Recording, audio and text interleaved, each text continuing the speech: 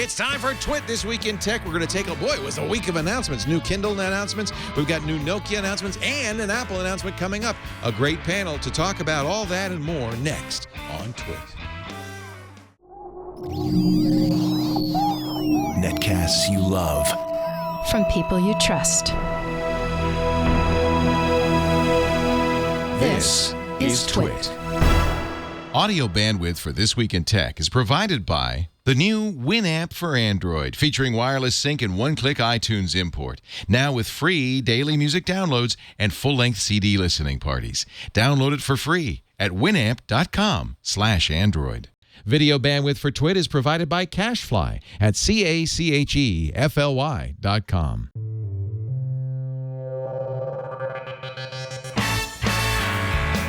This is TWiT, This Week in Tech, episode 370, recorded September 9th, 2012. Take the gun, leave the Nokia. This Week in Tech is brought to you by Go to Assist from Citrix. Take control of your IT world from one simple cloud-based platform. Provide live or unattended support to all your users anywhere. Sign up for your 30-day free trial today. Visit gotoassist.com. Use the promo code TWiT.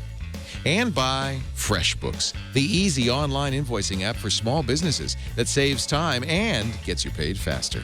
Join over 3.5 million FreshBooks users and try the service free for 30 days of unlimited use at freshbooks.com. Make sure you tell them you heard about it on TWiT. And by Stamps.com. Start using your time more effectively with Stamps.com. Use Stamps.com to buy and print real U.S. postage the instant you need it right from your desktop. For our special offer, go to Stamps.com now, click on the radio microphone, and use the offer code TWiT. And by Carbonite Online Backup. Automatic, continuous, unlimited backup for your computer files. Just $59 a year. Try it free at Carbonite.com. Use the offer code TWiT and get 2 bonus months with purchase.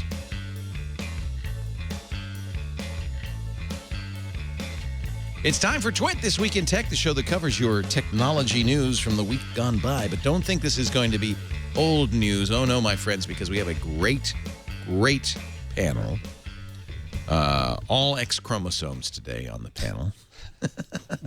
Look at this. Yourself. Yes, because that's what I was going to say. Look at this. Speak for yourself, says Trey Ratcliff.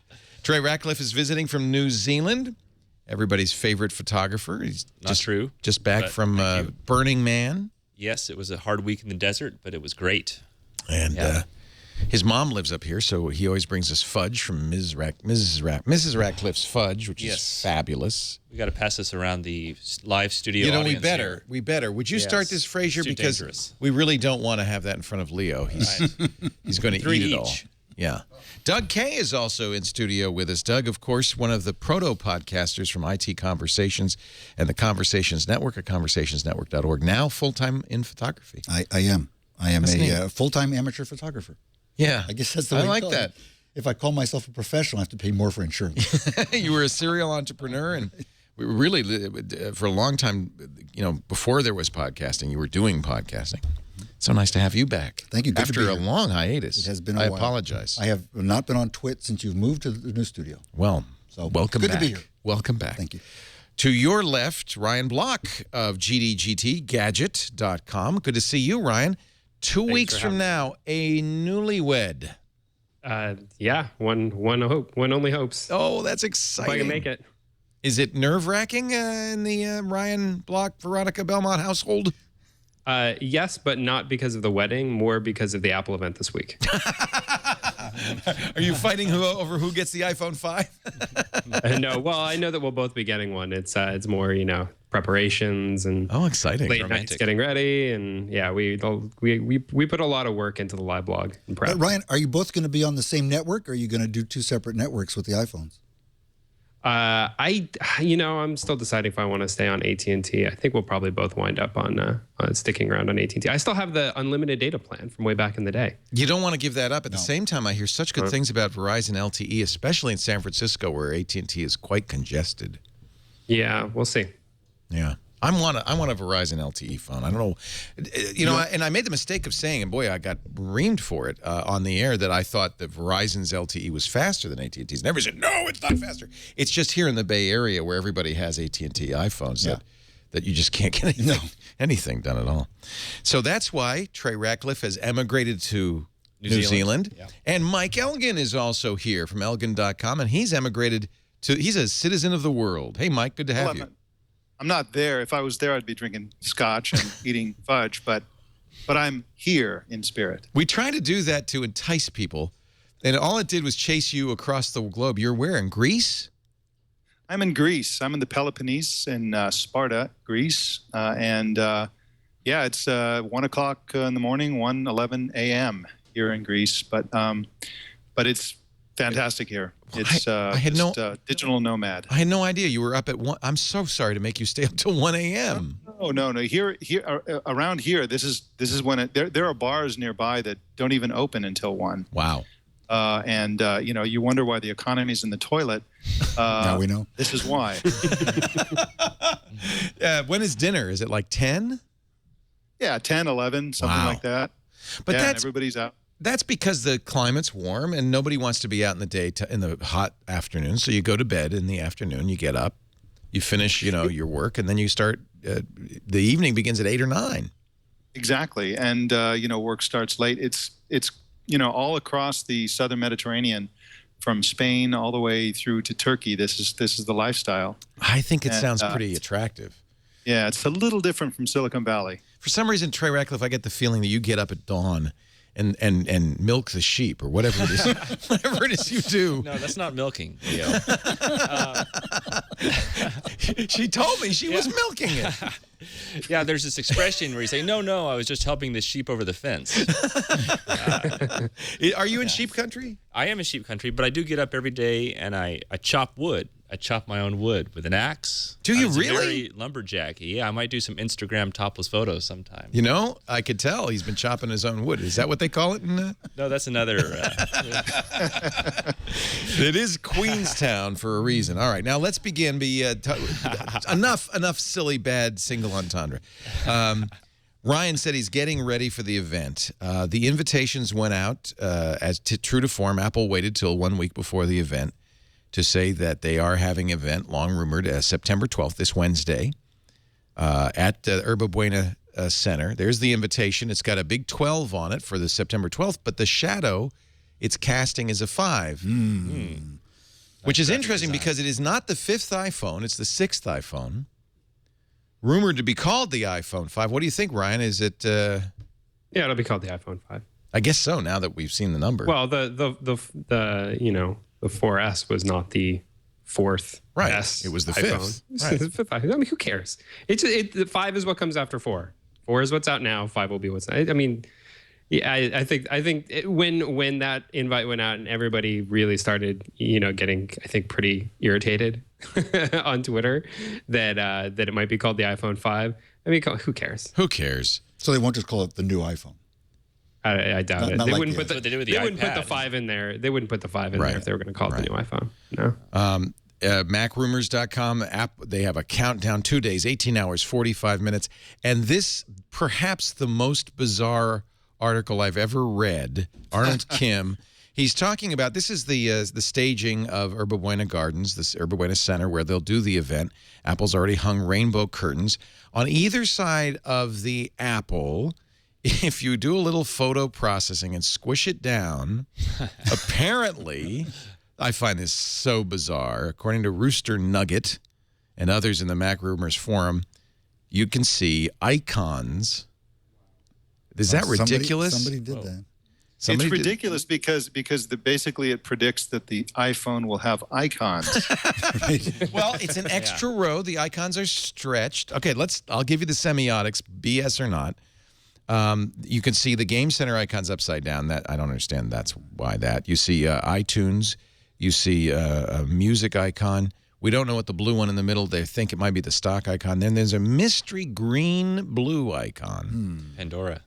It's their Pandora. Yeah, that's the rumor that Apple might be doing a music radio. Yes. That's Maybe what they that's say. what that is. If they had lost the Samsung suit, we might see totally different icons. I mean, this is taking this way too far, but it just shows you how heated the rumor mill gets the day or two before the Apple event. Well, I think what's interesting about this particular season of rumors is that all of the information, we all feel like we know what this is going to look like. We've seen the cases coming out of China. We've seen videos of this thing. It's the same width. It's longer. It doesn't have glass on the back. We know a lot about the shape and the case. And we really, there are certain things we don't know anything about. For example, we don't know, is this thing going to have NFC and a huge play for some kind of Google Wallet competitor? There's also speculation that it could have fingerprint reader in the button. Apple bought That's just Authentic cuckoo. in a hurry.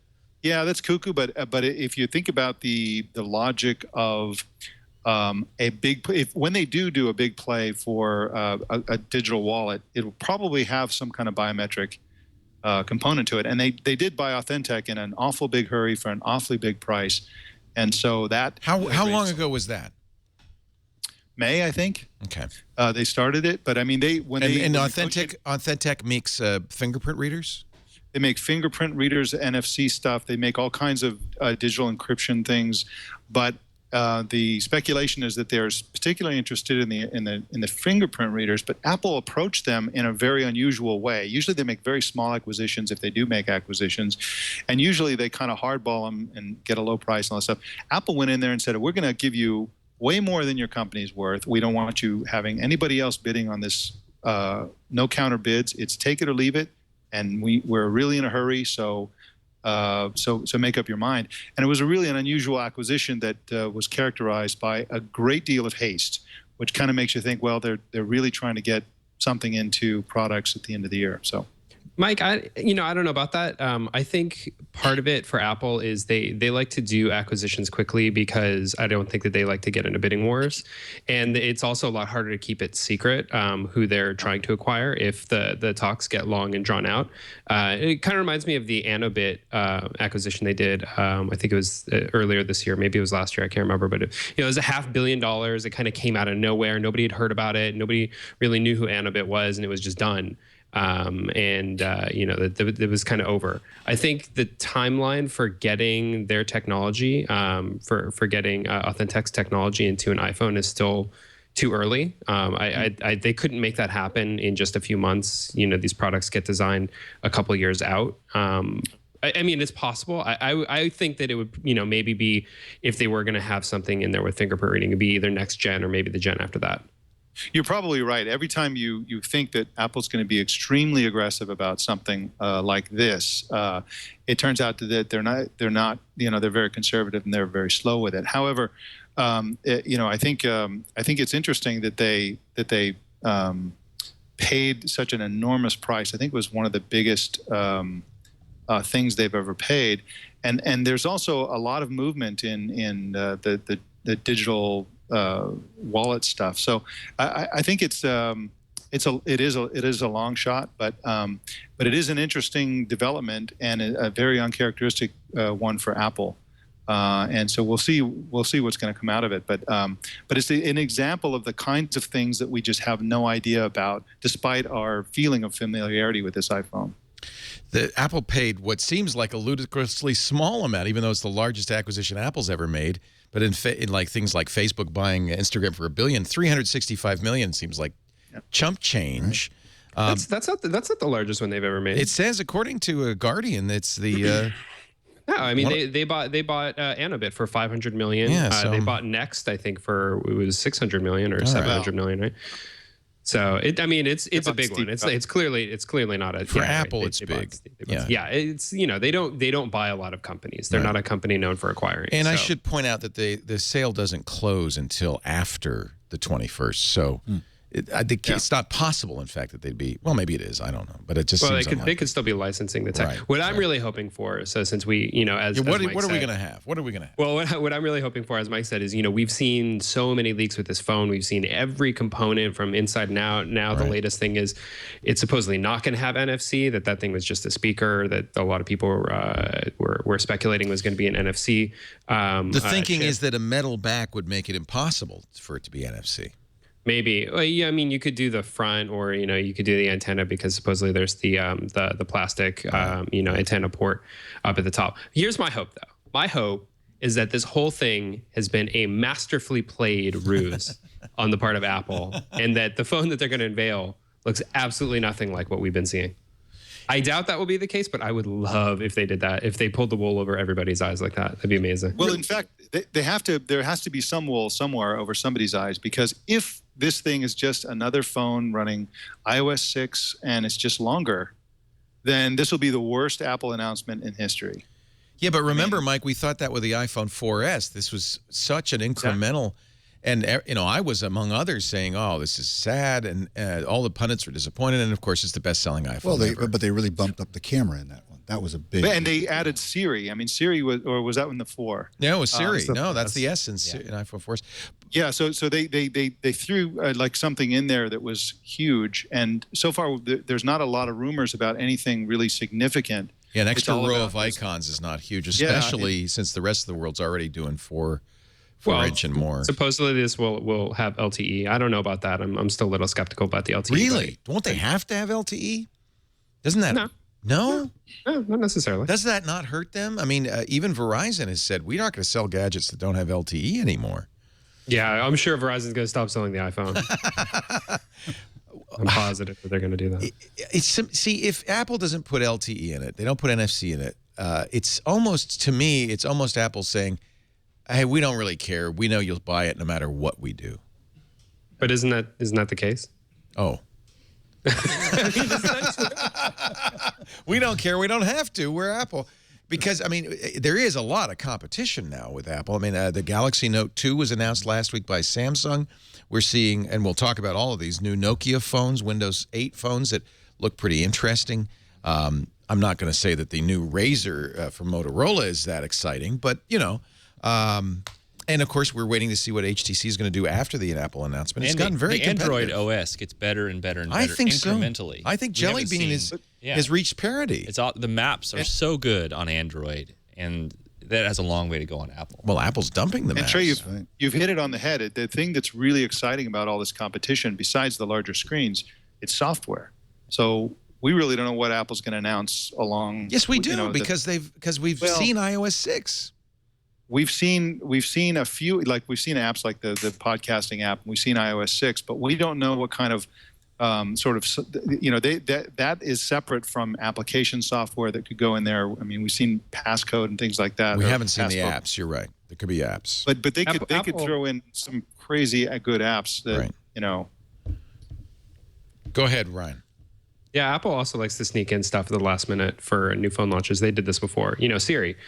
When iOS 5 was announced last year at WWDC, there were betas in people's hands. Everybody had it. And then they announced the 4S later that year. Exact same pattern as this, where they announced the 4S running the new OS. And when they announced that, they also announced the ship date for iOS 5. And, there's Siri inside, right? This feature that nobody had seen in any of the betas. So they like to slip pretty cool stuff in there. I wouldn't assume that just because we've all seen iOS 6 that is what is going to be the launching feature set. By the way, a tip of the hat to Jason Calacanis, who tweets he's listening right now over AirPlay in his Tesla Model S. Okay, that's a little bit of geek cred there. Yeah. Somebody in the chat room said, and I think that this is probably accurate, that no one knows what NFC is. So not having NFC is not going to be a minus. But from my point of view, I would love to see Apple jumpstart NFC by putting it into iPhones. Wouldn't we? I mean, well, that'd be a chance for them to take the lead in something, as opposed to. I don't know if they're taking the lead. NFC is available in the Galaxy S3, the Galaxy or the Nexus. But like you say, most people don't know what it is. But they don't know what it is, Yeah, and stores aren't using it. So nobody uses that NFC. It's there. It's a spec. There's no NFC story there. But Google if Apple did it, wouldn't there be a story? There could be. Yeah, there would have to be. If Apple is going to do it, they'd have to go real big on it. And you better believe that if they were going to commit to it, it would be something that you get in nationwide retailers. Not at the scale of Google Wallet right now, which is actually pretty small still. No, I can pay at Pete's Coffee, and that's it. That's all you need. What else in fact, there are more people in town that use Square and pay with Square than use NFC. I think I would like to see the NFC jumpstart, because I think the idea of tapping your phone, maybe it's just me, against a little pay point and paying by entering a PIN is a great thing. It's cool. That's the way things It's just probably cool. Is will it go. just cool, or is it valuable and convenient? It's both. Because it's everything. cool is enough for us. It's not enough for the Well, if normal Apple people. wants to do it, they'll have to do it the same way they did with HTML5 and just say, look, this is the future. And they kind of did change a whole sub-industry by making that pronouncement. Now Flash is really effectively dead. And they could do the same thing with NFC if they say this is the standard.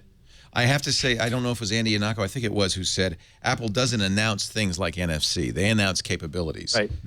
Exactly. I think the other interesting thing about NFC is that unlike all of Apple's competitors, Apple has the credit card of every single customer. They're kind of like Amazon in that respect. I mean, Google, totally. you talk about the number of users that use Google, a huge number of activations every day that they brag about. Most of those are in China. They're all over the world. And even in the U.S., most of us have not given our credit card to Google. So getting Google Wallet off the ground is very difficult. For Apple, they just throw a switch. There was even some speculation that they would use Bluetooth 4.0 instead of NFC.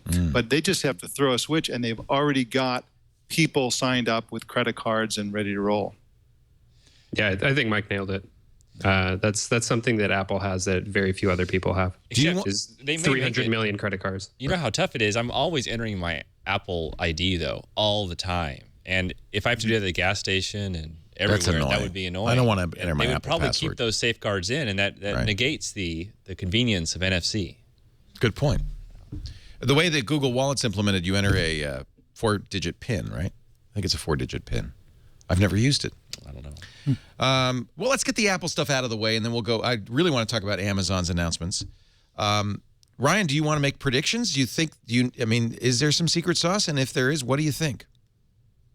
No, I think you should be prepared for a very straightforward announcement. I doubt there will be NFC. I'm still a little bit skeptical on the LTE, mostly because the chipsets just chew up so much power. Right. I'm not saying it's not going to happen. It could very well happen. It's just LTE right now is still a little bit immature on the chipset side. They burn off a lot of juice, and as we know, Apple is obsessed with managing the power usage in their phones. And if this phone that we've seen leaked does have the battery that we've seen leaked, it's only going to be just a shred more battery capacity than we have now. So a really power-hungry LTE chipset could really blow up in their face in terms of battery use. So I'm a little skeptical on that one. Wow. We'll have to see. Otherwise, I think it'll probably be a pretty straightforward release. 1136 by 640, 4 inches tall. Yeah, I can see that happening. Okay. We know that iOS 6 will not have Google Maps. It'll have Apple Maps. We've seen it. Probably Google will still be the search engine, right? But they'll probably take out YouTube. It's interesting. We'll get to this, but the Kindle Fire uses Bing. Yeah. No YouTube, but there'll be in both cases, Google will offer a Maps and a YouTube app that you could download. Apple will replace those. Siri, maybe some big improvements with Siri. We've seen some in iOS 6. Yeah, we have seen. Yeah, they're definitely working to improve Siri. I haven't personally played with iOS 6 yet, so we'll have to see how it goes. All right. I personally think one of the coolest things they're going to announce is a new Nano. I think they're going to really go aggressive in turning the Nano into a wristwatch. I think they could add Bluetooth to it, making it an iCloud device, enabling you to control, iTV and Apple TV and stuff like that. With the Nano?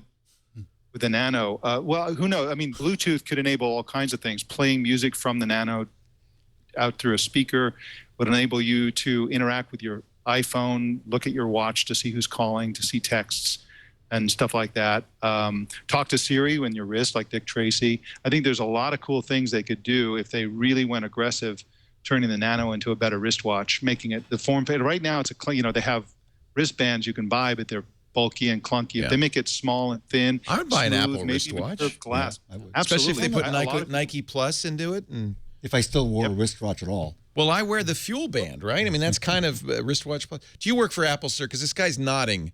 No. Okay, just checking. I thought maybe we had some confirmation here. I thought this was unlikely. John Gruber, John Pachowski, and All Things D, the laconic Jim Dalrymple in the Loop, all think that there'll be an iPhone announcement and then later an iPad mini announcement in October. Mark Gurman in 9 to 5 Mac says, nope, we're going to get new iPods, new touches, new Nanos, tweaked shuffle Wednesday. You think that's true, Ryan? Yeah, I think it's definitely possible. They're not going to do 3 events, and traditionally they've done one fall event where they launch all the stuff that is going to go out over the holidays for people to buy up in droves. And either they're going to launch the iPods on Wednesday with the iPhone, or they're going to launch it at an iPad event in October. I will say, if they don't launch any iPods this Wednesday, then that is an absolute tell that they're going to have another event. Right. With an iPad mini. How about the iPad wristwatch? No. I mean, chest plate, maybe. Either it's this big, and you walk around like this. I'll wear an iPad chest or it's plate. A little teeny iPad. Right? Another story, this from the New York Times. In a move that could shake up the growing field of internet radio, Apple plans to develop a service to compete with Pandora, sending streams of music customized to users' taste. 3 people briefed on the plan said late Thursday. Interesting. Pandora's stock tumbled when this came out. I was a big Lala user back in the day. I love Apple bought Lala. Yeah, and they haven't done anything with it yet. Maybe this is it. That team must be doing something. Why would Apple do radio? Spotify does it. Mog does it.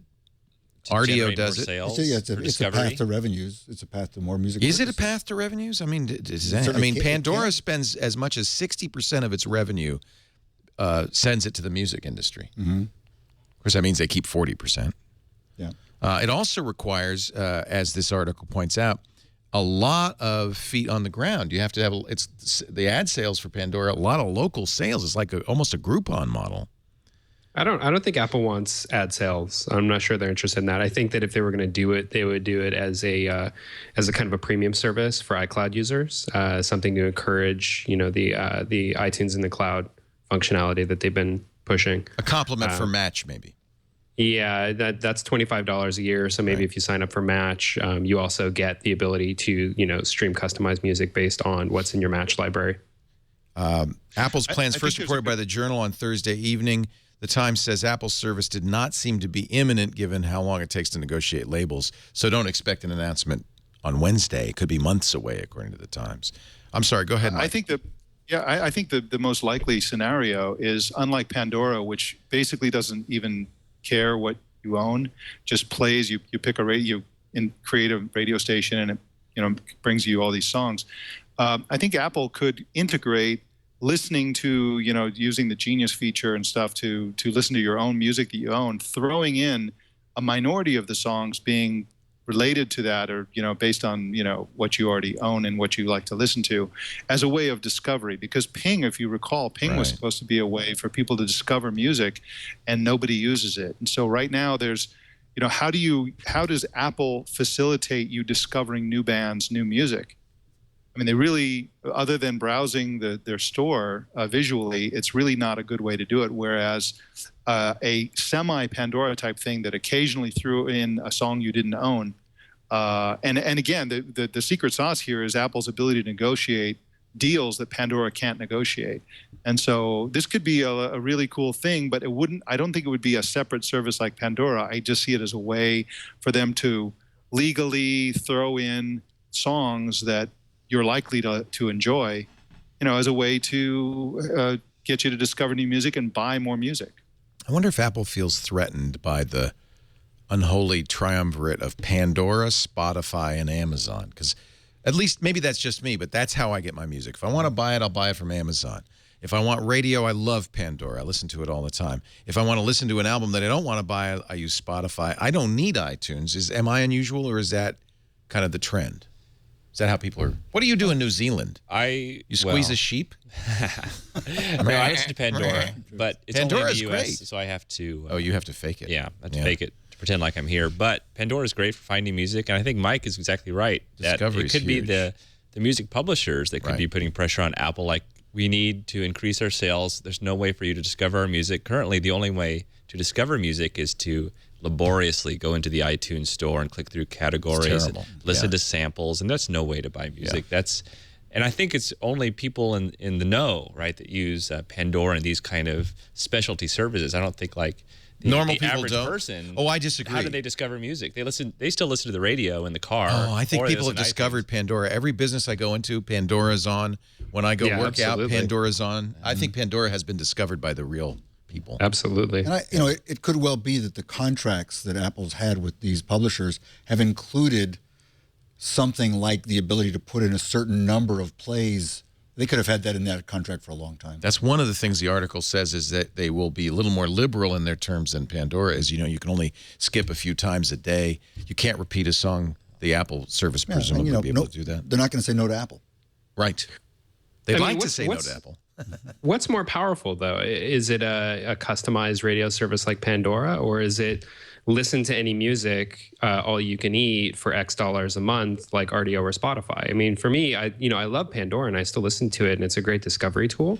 But that's not how I listen to most of my music. Most of my music I listen to because I want to hear the full album from this artist that just came out last week. And what do you use for that? Spotify? I use RDO, but RDO. Same I've also thing. used Spotify. Yeah, Same I mean, thing. it's 6 of 1. yeah, exactly. I do both. I do. Exactly. Sometimes I want to listen to an album, but sometimes I'll just do pure Pandora. But both of these bode poorly for the iTunes model. Yeah. Well, the current iTunes, I mean, I think the iTunes model is much more easier to adapt to something that looks like Spotify or RDO than it is to something that looks like Pandora. Pandora is a very different model. And once you start bringing in ad revenue and stuff like that, it becomes totally tricky. I think if Apple wanted to do the, streaming all you can eat service that we've been talking about for so many years about them doing, they're in a great position to. And right now I don't think they're being threatened by Pandora. I think if anything, they're being threatened by Spotify. Actually, and thank you, Wordsworth, for this reminder. According to the Nielsen's, most teenagers listen to music on YouTube. Although radio is still, that's true. If I look at my kids, yes, you bet. They watch YouTube, Vivo maybe, but radio is still the dominant way that people discover music, according to this Nielsen report. 48% radio, tips from relatives, friends, 10%, YouTube, 7%. But teens, when you go to younger people, and that's going to be the harbinger of the future, 64% of teens listen to music on YouTube. Followed by radio, 56%, iTunes, 53%, CDs, 50%. But isn't it obvious why? Doesn't cost anything. Right. They don't have a credit card. They're already on YouTube, they can't sign up too. for Spotify. Yeah. Right. You just type in what you want to listen to on YouTube, and it's there for free. YouTube is what MTV used to be for your generation. Absolutely. Yeah, except you didn't have to watch the shows all afternoon in the hopes of seeing the one video you've been waiting for. You just type it in. Right. And I would love to be a kid these days. And in those stats is the whole shareability question. YouTube is the easiest place to share. My kid, I took the Google TV off the main TV. He said, he was watching YouTube on the 60-inch TV in the living room with his friends. That's what they watched. They'd watch YouTube. Because I got two visual artists here, Doug Kaye and Trey Ratcliff. Just quickly, one more Apple story. The new images of Apple's campus. This is exclusive to a 9to5 Mac. They got the official blueprints. Doesn't this look gorgeous? Is this not beautiful? It's like a W hotel. Big trees in the background. The only thing I noticed when I looked at these pictures, and Trey's got them on his computer. You could just show him because Trey's going through them. He figured out how to do this. Now show Trey's. He's got the big stuff. Yeah, the only thing I noticed on this. Do you still have Trey? Maybe not. The only thing I noticed on this is the massive scale. The humans are dwarfed. Look at that. They're dwarfed by the massive scale of this building. It's very communist in that way. Well, it's interesting. I don't know. It's almost as if the corporation is bigger than the people who work there. Yeah, don't you think? They look like kind of bugs me. They look like bits running around a computer. Yeah, they're tiny. Yeah. Have you guys ever worked in a building with really low ceilings? Yeah, I guess you're right. It's not fun. Like Come being on. John Malkovich. Exactly. There was like the 7th and a half floor or whatever. Come on. Okay. Nobody It's wants airy. to work. It's light. Nobody wants to work in a place that's not airy and light. But do people want to work in the mothership? They already call it the mothership. Why not? There's going to be a lousy segment of that donut where the direct sunlight just comes pouring in the window, and it's going to be like working at the beach. Oh, Mike, you don't understand. These are polarizable glass windows. You push a button. In fact, forget pushing a button. It senses the amount of sunlight passing through and tunes itself to respond. Swipe to whatever. Yeah. Darken. It's huge. But all right. The new 5-finger gesture. No more sun. Sun be gone. We're going to take a break. We've got a great panel. Ryan Block is here from Gadget, gdgt.com. You'll be doing live blogging of the Apple event, yes? That's right. We got a lot going on Gadget right now. Tell me about the team that you're going to put together there for that. Well, we have a lot of people who work on these things. I go and live blog it. When Apple is so gracious, they let me bring along a wingman to help do that. Then on the back end, we've got people taking the photos that we're taking and putting them into the system. We have our whole engineering and ops team at Rackspace who are watching and making sure that we're not crashing. This is serious business. It is really serious. And I mean, you do not. Well, maybe you do understand the crush of traffic that comes through on Apple keynotes is just. I do. Insane. It breaks the internet. I mean, it is one time at AOL way back in the day when I was still, the editor of Engadget, and I was doing one of these things. We actually took out an entire AOL data center because there was so much traffic. It crashed and as I understood, completely physically destroyed a $20,000 layer 2 switch, and it took out an AOL data center. It's moly. Ridiculous. Yeah. It's crazy. true. It's our biggest traffic day of the year, easily. I mean, on the iPad announcement, we got to 180,000 simultaneous views, which is I never even thought we could do. So absolutely. It's interesting, though, because this is a new medium, the live blog, that pretty much was created by Apple, not streaming its announcements. Is there a skill to a live blogger? Is there some new journalistic skill that you've learned, Ryan? Spelling. Fast typing. It's challenging. It is. I can only imagine. And I've trained a lot of people how to do it. You're trying to convey the feeling of the event, but you also want the words, right? People are looking for the verbatim words coming out of Tim Cook or Phil Schiller's mouth. Yeah, you do the best you can. It's hard. You gotta be doing like 20 things at a time, taking photos and transcribing and describing what you're seeing, and writing up the announcements, and coordinating with your team and making sure that the site's not gone down. It's really stressful. I lose sleep over it. 10 a.m. Pacific is when the keynote begins on Wednesday the 12th. That's 1 p.m. Eastern time, 1700 UTC. We're a little lazy. What we do is we watch the live blogs. Tom Merritt, Sarah Lane, Ayaz Akhtar, and I will be watching. We've got Andy Anatko in the event, and Jason Snell from Macworld, and they'll be joining us afterwards for Mac Break Weekly. And we're doing something a little different, Ryan, because I like the idea of us carrying the stream. And in the past, we've carried kind of pirated streams. There's always somebody who, I don't know, sits there with a laptop and points it at the stage. And I feel kind of guilty rebroadcasting those pirated streams. So we've decided to do something different. I've commissioned puppeteer Brian Hogg of Toronto. He's going to do a Tim Cook puppet. We didn't have time to do Tim, Phil, and Scott. Next time. I also wanted a Statler and Waldorf, which would be me and Dvorak, but we didn't have time for that either. But he's going to be reenacting. So you can kind of get the feeling as if you were there, reenacting the event on green screen, and we'll put the images up behind him, and I'll make sure he's reading your immortal words, and we'll credit Mystery Gadget. Science Theater 3000. Yeah. Yeah. Leo, do you remember last time with the iPad announcement? I actually went in there with you guys on Skype, and I had Skype on my phone, and I turned it on the camera, like the outside camera, and I was showing you the iPad from the event, like the little hands-on booth. I guess that's okay, because we've done that in the past. No, that's totally legit. Yeah, it's totally legit. We're hoping to do that again with Andy Anatko. Becky Worley did it for us at the Back to the Mac event. Unfortunately, Steve Jobs wandered by and she jumped him. Not physically, but she said, Mr. Jobs, Mr. Jobs. Asked him a couple of questions. She's never been invited again. So I'm not sure I want to put anybody in that kind of harm's way. I think puppets are really the way to do it. So we will also be beginning our coverage, and you can watch along with us. You know what we're going to do, Trey? And Trey's the master of this. You're the guy who turned me on. We're going to do a Google Hangout. We've started doing Google Hangouts. So what I do is I'd open it to my tech journalist circle, which is several hundred tech journalists, and whoever gets in there, those 9 people become our kind of Greek chorus, if you will, Mike. As the event goes on. It's a good idea. Yeah, it'll be fun. Yeah, we've done that before, and that's worked pretty well. We're just like you, Ryan. We are mastering this new medium, the streamless keynote. By the way, I'm getting a lot of hate on the puppet. I wonder why. I wonder why Apple stopped streaming that, because like every once in a while they'll stream one, right? and then they'll realize how hard it is to do, and they'll inevitably go down. It costs too much. Is that why they don't do it? Because I mean, yeah, oh yeah, Apple doesn't. They're really lacking for money right now. Apple, they're so cash strapped.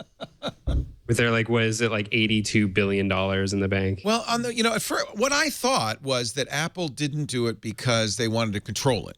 But obviously, live blogging means they've lost control of it. They invite people who type whatever they want in real time. That's not the best way to control it. Yeah, but there might be actually getting more buzz. Well, out of live blogging. Now I think that's really what it is. Yeah. Because they put the video out immediately. Then as soon as the keynote's over, a minute later, doesn't that cost the same as streaming it live? If they streamed it, you wouldn't have the live blogs. Well, we try to live blog it even when they do have a live stream, because those live streams usually go down. Apple has yet to keep one. Even the live blogs go down. Cover It Live's crashed many times. You don't use Cover It Live anymore, though. We've never used it. Never use it. That's why you always stay up. Yeah. Well, I built it from the ground up to scale to this kind of thing. So are you a network engineer, sir? We have somebody in the audience. You work for Google? The guy was just talking. No, I just got He's wearing a Google shirt, but he doesn't work for Google. He insists. But he says that the issue is it is very expensive to make a live stream like that reliable and robust. And I know that's the case. Yeah. I mean, I know Google goes crazy. They streamed on YouTube the Democratic and Republican national conventions. And Colleen Kelly, who used to be our engineer and works now for YouTube and was instrumental in that, the kind of redundancy and hardware they have to put behind that, because you can't let that go down. Remember how hard it used to be just to do a few hundred? I know, right? I know. All right. I think quick thing. I think there are three benefits, actually. One of them is that they end up making sure that they don't look like idiots with a broken feed. Right. The second thing is that they get all the journalists to really, really pay attention to the announcement. Yeah. And all the fans and the public is paying attention. And then when they release the video, everybody pays attention again. Yeah. So they basically get everybody to really pay attention to what they're doing. But here's the funny thing. I've been live blogging these Apple events for, it's almost coming up on 10 years. It's I've been doing it for a long time. Wow. And early on, you were not allowed to do this. If they caught you doing it, they would shut you down, and sometimes they would throw you out. This is not like, they have not always been, really embracing this phenomenon. I mean, at a certain point, they realized they couldn't stop it anymore, and so I think they just stopped trying to. But for a long time, many years during Engadget, we would have to try to do it on the sly when we got invited, because they were not into it. They did not like people live blogging their events, and they would ask us not to do it. And of course, well, what do you do? Like, I'm there to do it. There's no mystery about why I'm there, right? Like, of course I'm going to live blog it. Like, if you don't like it, well, then I guess you shouldn't be inviting me. And, they came to their senses, but it hasn't always been this way. They haven't always been super progressive about people covering their events. They are, as you said, they really try to keep very tight control over their message. Well, there is absolutely no question that Apple has fully maximized the PR that they can get This is from the same everything technique, they do. the same technique that Hitler used to empower his generals. On that note, Let's take a break. Godwin's Law has officially been invoked. Yep. Ryan Block is here from GDGTgadget.com. Doug Kaye from the Conversations Network, and Doug Kaye with an E.com, Kaye.com. Trey Ratcliff from Stuck in Customs. Trey is giving us a very nice coupon code we can use for some new stuff that you're doing. Leo Rocks, that discount code will work for people if they want to. I just released my 5th book. That's up on flatbooks.com. What's the book? It's called The Beauty of Ambiguity. It's called The Beauty of Ambiguity. It's a photography art. Also, it saves you money on... Dvorak isn't here, so I have to plug a lot. It also saves you money on Trey's Lightroom presets. Which I use and are great. A bunch of presets. I do too. Yeah, Thank you. I love them. I've been seeing your pictures on Google Plus, Doug. Thank you. Yeah.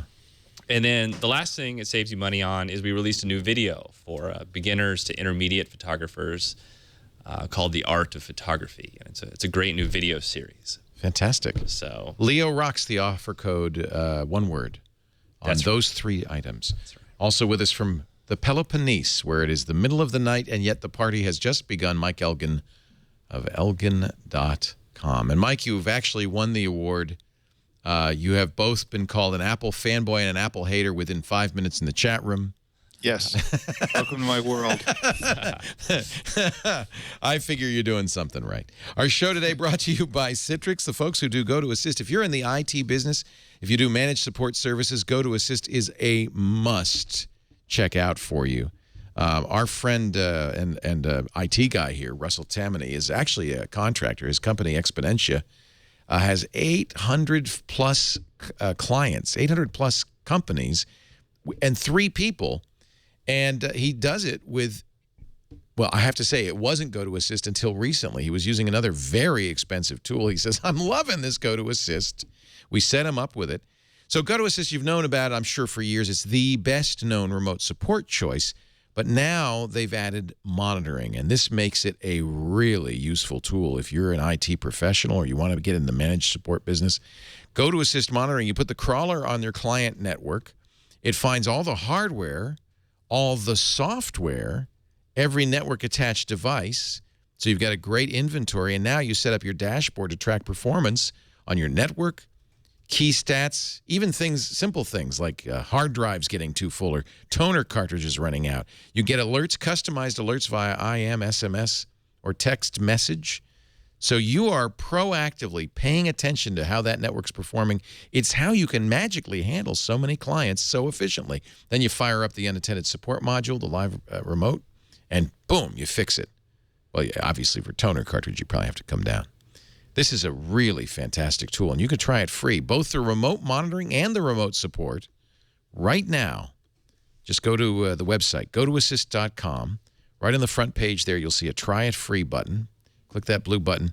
If you use the promo code TWiT, we'll get credit, and you will become a support hero. I'm telling you, this thing is amazing. We've been using it here, so I don't have to come in if I have to restart servers, things like that. It's just fantastic. Gotoassist.com. The offer code is TWiT.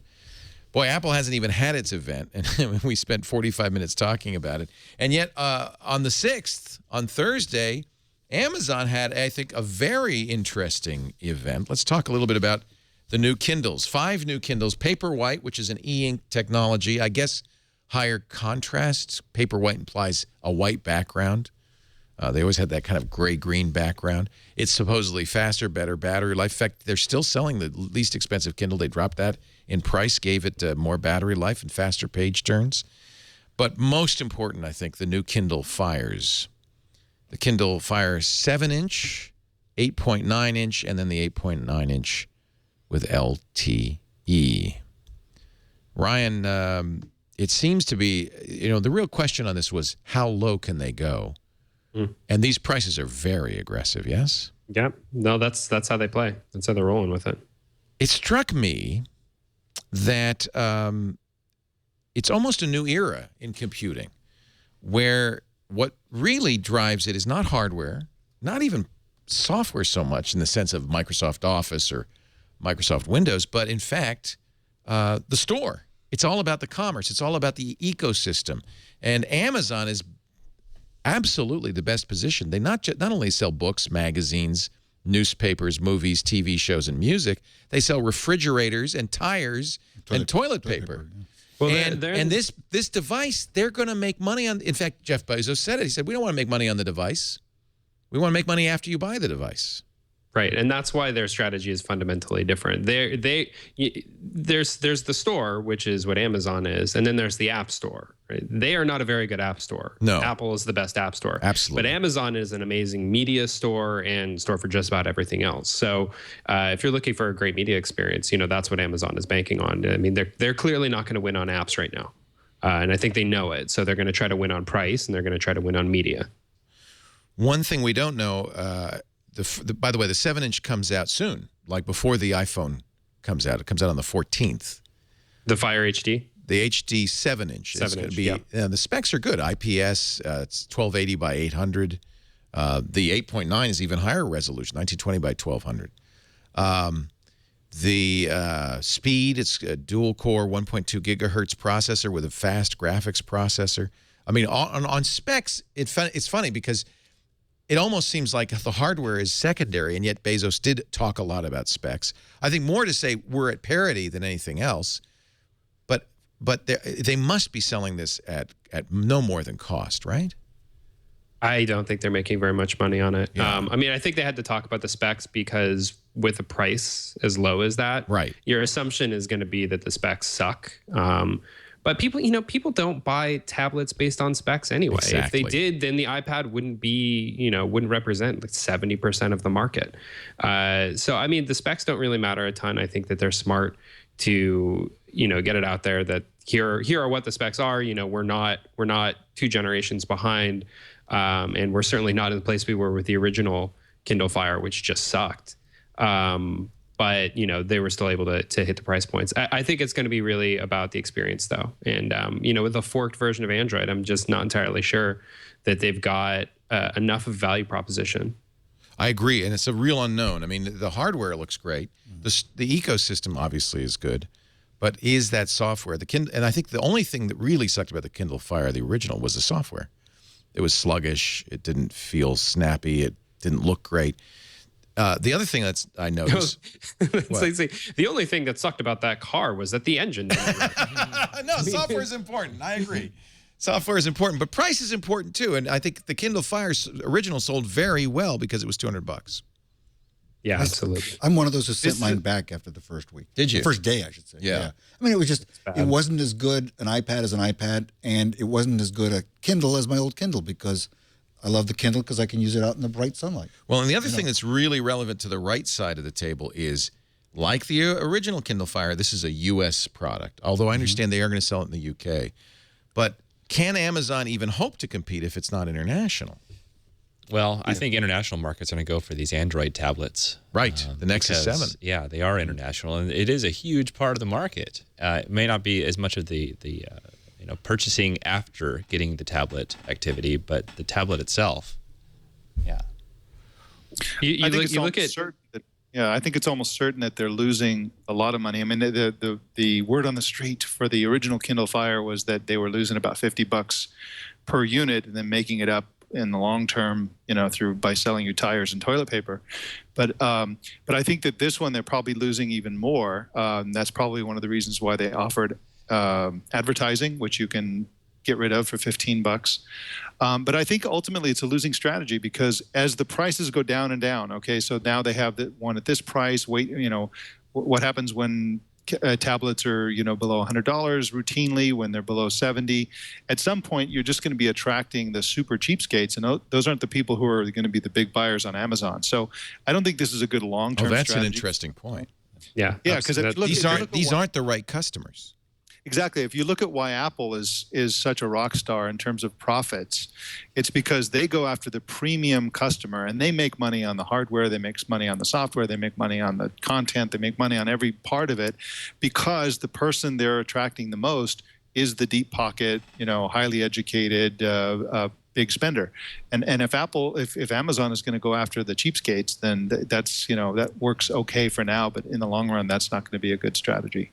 Well, Mike, I agree with everything you said, except that Apple only goes after the deep-pocketed, highly spendy individuals. So we know that that's not true. It's just a slightly different. It's a variation on that, which is they make their money up front. They make sure that whenever they sell something, they make money. A lot of money. Huge profit margins. There's no we're going to make money later with Apple. Right? If they don't make money up front, they don't do it. So, look at the iPhone 3GS or, any of the iPads since their introduction. Those are products that are not premium products. The 3GS is now the free iPhone, and the iPad has always been extremely price competitive. And now with the iPad 2 selling for $399, in its class, it's still a pretty damn good deal. Do they do a mini at $250? I think so. But the difference is they will make money. Right. If they cannot make money on that iPad mini 7-inch, they will not sell it. Right? They're not going to wait until later and hope to make it up on iTunes Media and stuff like that. It's just not how they do it. And that's a direct opposite of what Jeff Bezos said. He said, we don't have to make money up front. We don't want to make money up front. We want to make it long-term this is that long tail, isn't it? The long tail for Amazon is selling you products day after day on this device for the next couple of years.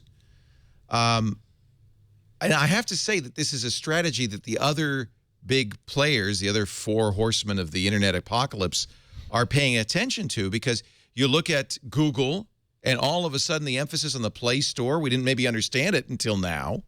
You look at Apple, of course, the ecosystem's always been a big part of it. And even Microsoft is really paying attention to the idea of putting together content, music, TV, movies, and books and magazines to a somewhat less degree, games and apps.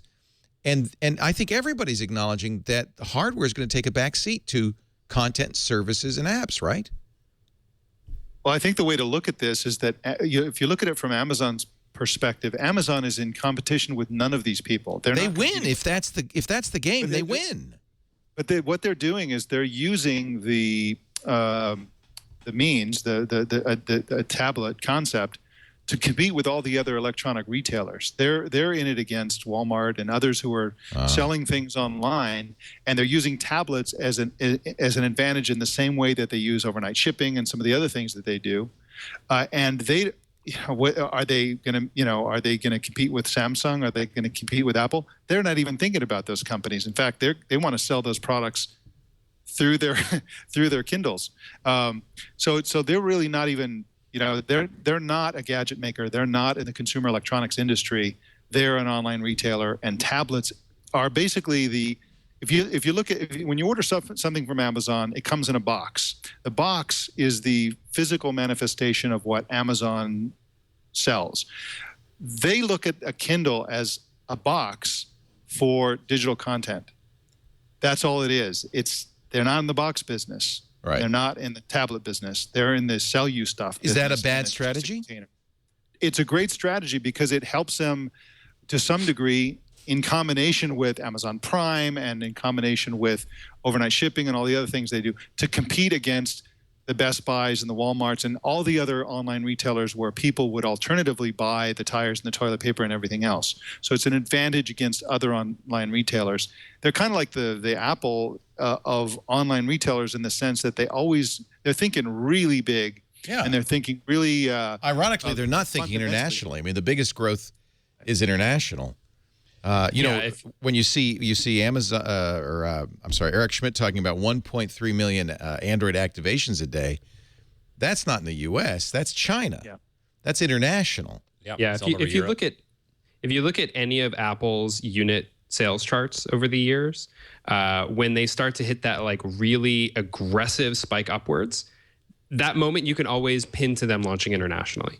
It's just you can't sell in the U.S. only that kind of a product and expect to be a market leader. And that's why Amazon only made $8 million last quarter. It's not a big high profit business, but Jeff's always been willing to take a hit on near term because he's playing the long game. And this is a long game product, is it not? It's not a content creation device. And I guess that's the other question I have. Is he saying doesn't matter? Nobody really wants to create content. The iPad's on the iPad you could do a lot of what you do on Lightroom. Well, you could do some of it. Serious professionals that create content don't really use an iPad. We have big trucks like these Macs. Right. But that's a small market. That's a tiny market. Me included, I use this for content consumption, and really 95%. So is that the market? Is consumption, not creation? Yeah, 95% of the world consumes the content that's made by about 5% of the world. It's changing a little bit. Now anyone can create content. We see everyone creating photos. We see people creating more and more all the time. But these are still largely content consumption devices. Leo, I actually, if I can, I want to touch on something that you just mentioned, which is Bezos playing the long game. I think that's a really interesting point, and I don't think a lot of people, know that or think about how Bezos operates, and he funds projects based on a 10 or 20 plus year vision for things. But I think the interesting thing about that argument that he's playing the long game is that it's really easy to just assume that we're kind of dumb. And that he's, an incredibly brilliant visionary who's looking at things 10 years out. Therefore, his current strategy, while it doesn't make sense to us mere mortals, will all be revealed in 5 or 10 years. And I think the reality is that, that's a tricky way of thinking because, their strategy is actually not great right now. And for many of the reasons that Mike already said, for many of the reasons we've already talked about, just because he's playing the long game and he's taking long bets doesn't mean that their strategy is good. Right. Although example is in the stock market bust, where Amazon really was a dog in the 90s up to 2000 because they were investing all their proceeds into distribution facilities all over the country. Now that gamble's paying off. It's quite an asset. Yeah. And they survived when a lot of .com companies busted in the bust. I wouldn't bet against Jeff Bezos, but I agree it's a challenge, and I think that the biggest challenge is he's not international. So there is no, just as you said, there's no bump in that curve. He's got to solve that problem, and that's tough because all the content companies are very much anti-global. They're national fiefdoms. You know, if you're a publisher in New Zealand, you got the rights, and you're not going to deal. This is really hard because so much of the tech journalism is based here in the U.S. Right. Now and I'm trying not to be biased. Yeah, now that I actually live in New Zealand and I'm Yeah. trying to get U.S. content, I always knew that it was hard for Yeah. Europeans and people outside the U.S. to get this content. I mean, we have money, we're willing to pay for it, we're ready, and it's just ridiculous that we can't get it. It's insulting, and it just reminds us that the world is really run by attorneys in the United States. And I'm very aware of it because we have a 30% of our audience is outside the U.S. And if we don't pay attention, they remind me constantly. Yeah. Hey, you it's can't get awful. this stuff outside the U.S. Yeah. The problem is that well, I don't know about content, but for a retail operation, it doesn't scale like a gadget does. Apple can do an iPhone, they tailor it to the primary markets, and then they just roll out the same phone, you know, everywhere with little tweaks and little changes here and there, but it's very, very scalable. You want to go into Italy, or you want to go into China or someplace like that with a retail operation. You know, you're talking about tax issues. You're talking about all kind of shipping. You know, the shipping abroad is not like it. You know, it's not as developed as it is in the U.S. There are all kinds of a bazillion little problems that require a bazillion people who are expensive and so on. So it really doesn't scale internationally as easily as a hardware product does. Well, you guys have really changed my mind. I came into this very bullish on the Kindle Fire HD. I thought Amazon's thrown down the gauntlet. Apple's going to have to respond. Now I'm thinking, Amazon sucks. So, Ryan, bullish or bearish on Amazon? Bearish, but I think you also buried the lead. I think the Kindle Paperwhite is actually a really interesting product. I'm more excited about the Paperwhite than I am of anything else that they announced. Tell me why. Well, so I've been using the Nook with Glow Light, which is the Nook version of the Barnes & Noble's version of the Kindle that has the backlit screen. They were the first ones to launch a backlit screen ebook reader. I love it. I don't love everything about the Nook, but I love the backlit screen. I can't live without it now. And the Paperwhite has a light in it, so you can read it in the dark. Yeah, even though I'm not super obsessed with the Nook, we named it one of our must-have gadgets because I think it's so great that it has the backlight, and so the Paperwhite has that and an even better screen, and even better typography. So I'm really excited about the Paperwhite. I think that's actually the standout product. Is it actually a white background? Because that was, for a long time, a real disappointment with me for the Kindles. Is it was kind of this gray-green, low contrast. Yeah, it's kind of like a gray. I wasn't there in LA. I didn't get to play with it, but I'm reasonably sure that they would not have named it the Paperwhite if it was the same kind of gray e-ink background that we've been used to. Right. I think Ryan's exactly right, because I think, my wife and I each have an iPad and a Kindle because, again, one's for indoor and one's for outdoor. Right. I don't want to be a broken record on that, but that's a pretty fundamental thing for us. And I think the Paperwhite's going to solve that problem. $119 if you're willing to put up with ads, which never bothered me on the Kindle. $139 without ads, available October 1st. The problem with the ads, though, is sometimes they'll have ads that they're not inappropriate, but they look weird. Like I was getting spa ads, and it was like, like a Why woman. is this woman's foot on my Kindle? Well, it was like the woman, she was like topless on like, not topless like from the front, but from the back, and it's like a spa, and like, why is there this naked lady on my Kindle? And you have to explain, no, it's just an ad. It's kind of irritating. Veronica's really that uptight. A little bit, yeah. Ryan, there's a naked lady on your Kindle. So I was actually excited about seeing a $10 drop on the cheap Kindle, but now I'm thinking maybe I should take a look at this Paperwhite. I did not order one. I ordered both HD Fires. There's still time. I might have to order one of these. Yeah, I buried the lead.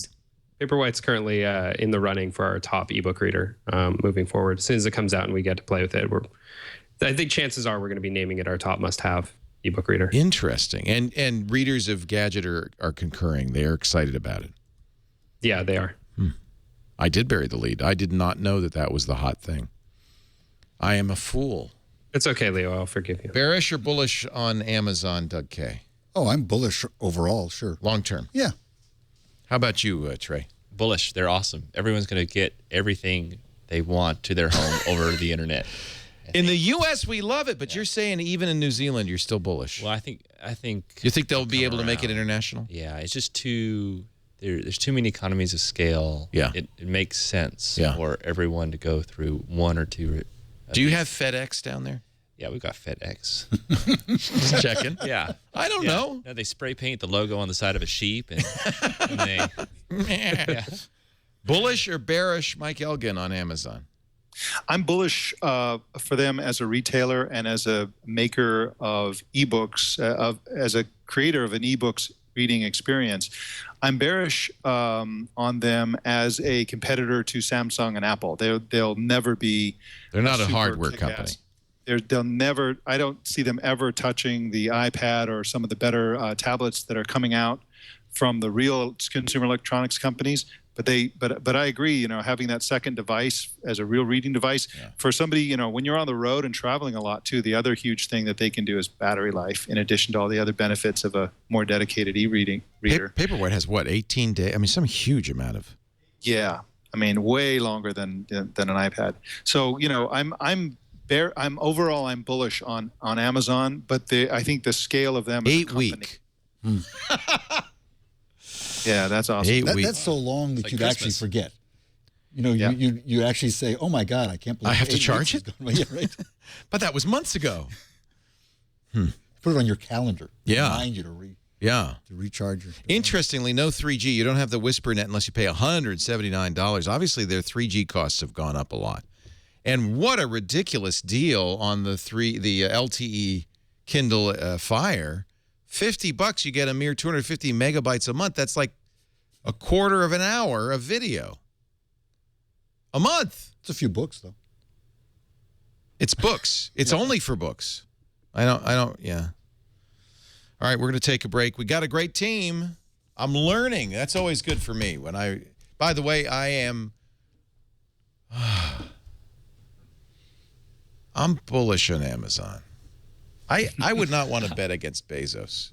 Ryan's worried me, though. He's smart. He's worrying No, me. I'm with Mike. I think Amazon, great company, totally bullish on Amazon, bearish on Kindle Fire, but not on Kindle Fire. Interesting. Yeah, I agree. For now. Wow. I mean, they don't. They'll sell a lot, but I don't think they're going to make a huge dent in the industry. There is a tracking privacy issue with Amazon's Silk browser. I'll talk about that in just a second. And why the Apache Foundation is going to ignore you if you're using Internet Explorer 10. But first, a word from FreshBooks. I love FreshBooks. If you're a small business owner, it is the way to really. It's more. You know, we talk a lot about invoicing, but really at this point, it's more than invoicing. It is you know the tough part of your bookkeeping done. It is about getting your invoices out and getting paid faster. It's cloud accounting. 5 million people now use FreshBooks to make their billing painless. I started using them in 2004. I was bitching to Amber MacArthur saying, "Oh man, I got a bill in Canadian dollars for Rogers and US dollars for my other clients. I never remember and then I don't get paid." She said, "Hey, Leo, try FreshBooks." And I did, and I was amazed. This was one of the first Web 2.0 services I used back in 2004. It is easy to use, and now with their iPhone app, you can actually do FreshBooks. You can do everything you could do on a desktop from your iPhone, including keeping track of your hours, your billable hours, sending out invoices. When the invoices arrive at the clients, there's a button on the invoice that says "Pay me now," so you get paid faster. It automatically will send out ticklers if they don't pay on time. You could do this all now from your iPhone. This really, I tell you, this is the future of business. Go to the coffee shop, get work done, track your hours, and when it's tax time, your bookkeeper will love you, your accountant will love you, because all of that data just goes right into their automated system, and it's very simple. They'll even print physical invoices for a small fee. If you've got one of those clients that's kind of old-fashioned. FreshBooks.com. You could try it free for 30 days. Everything for 30 days, unlimited use at FreshBooks.com. If they ask, say you heard it on TWiT. Save time, get paid faster with FreshBooks.com. Highly, highly recommended. It's funny because they got the squirrel with the umbrella. There was a survey, Citrix did a survey, and something like 35% of the people they surveyed thought that cloud computing didn't work as well when it was raining. Tornadoes, maybe, but rain, I don't think so.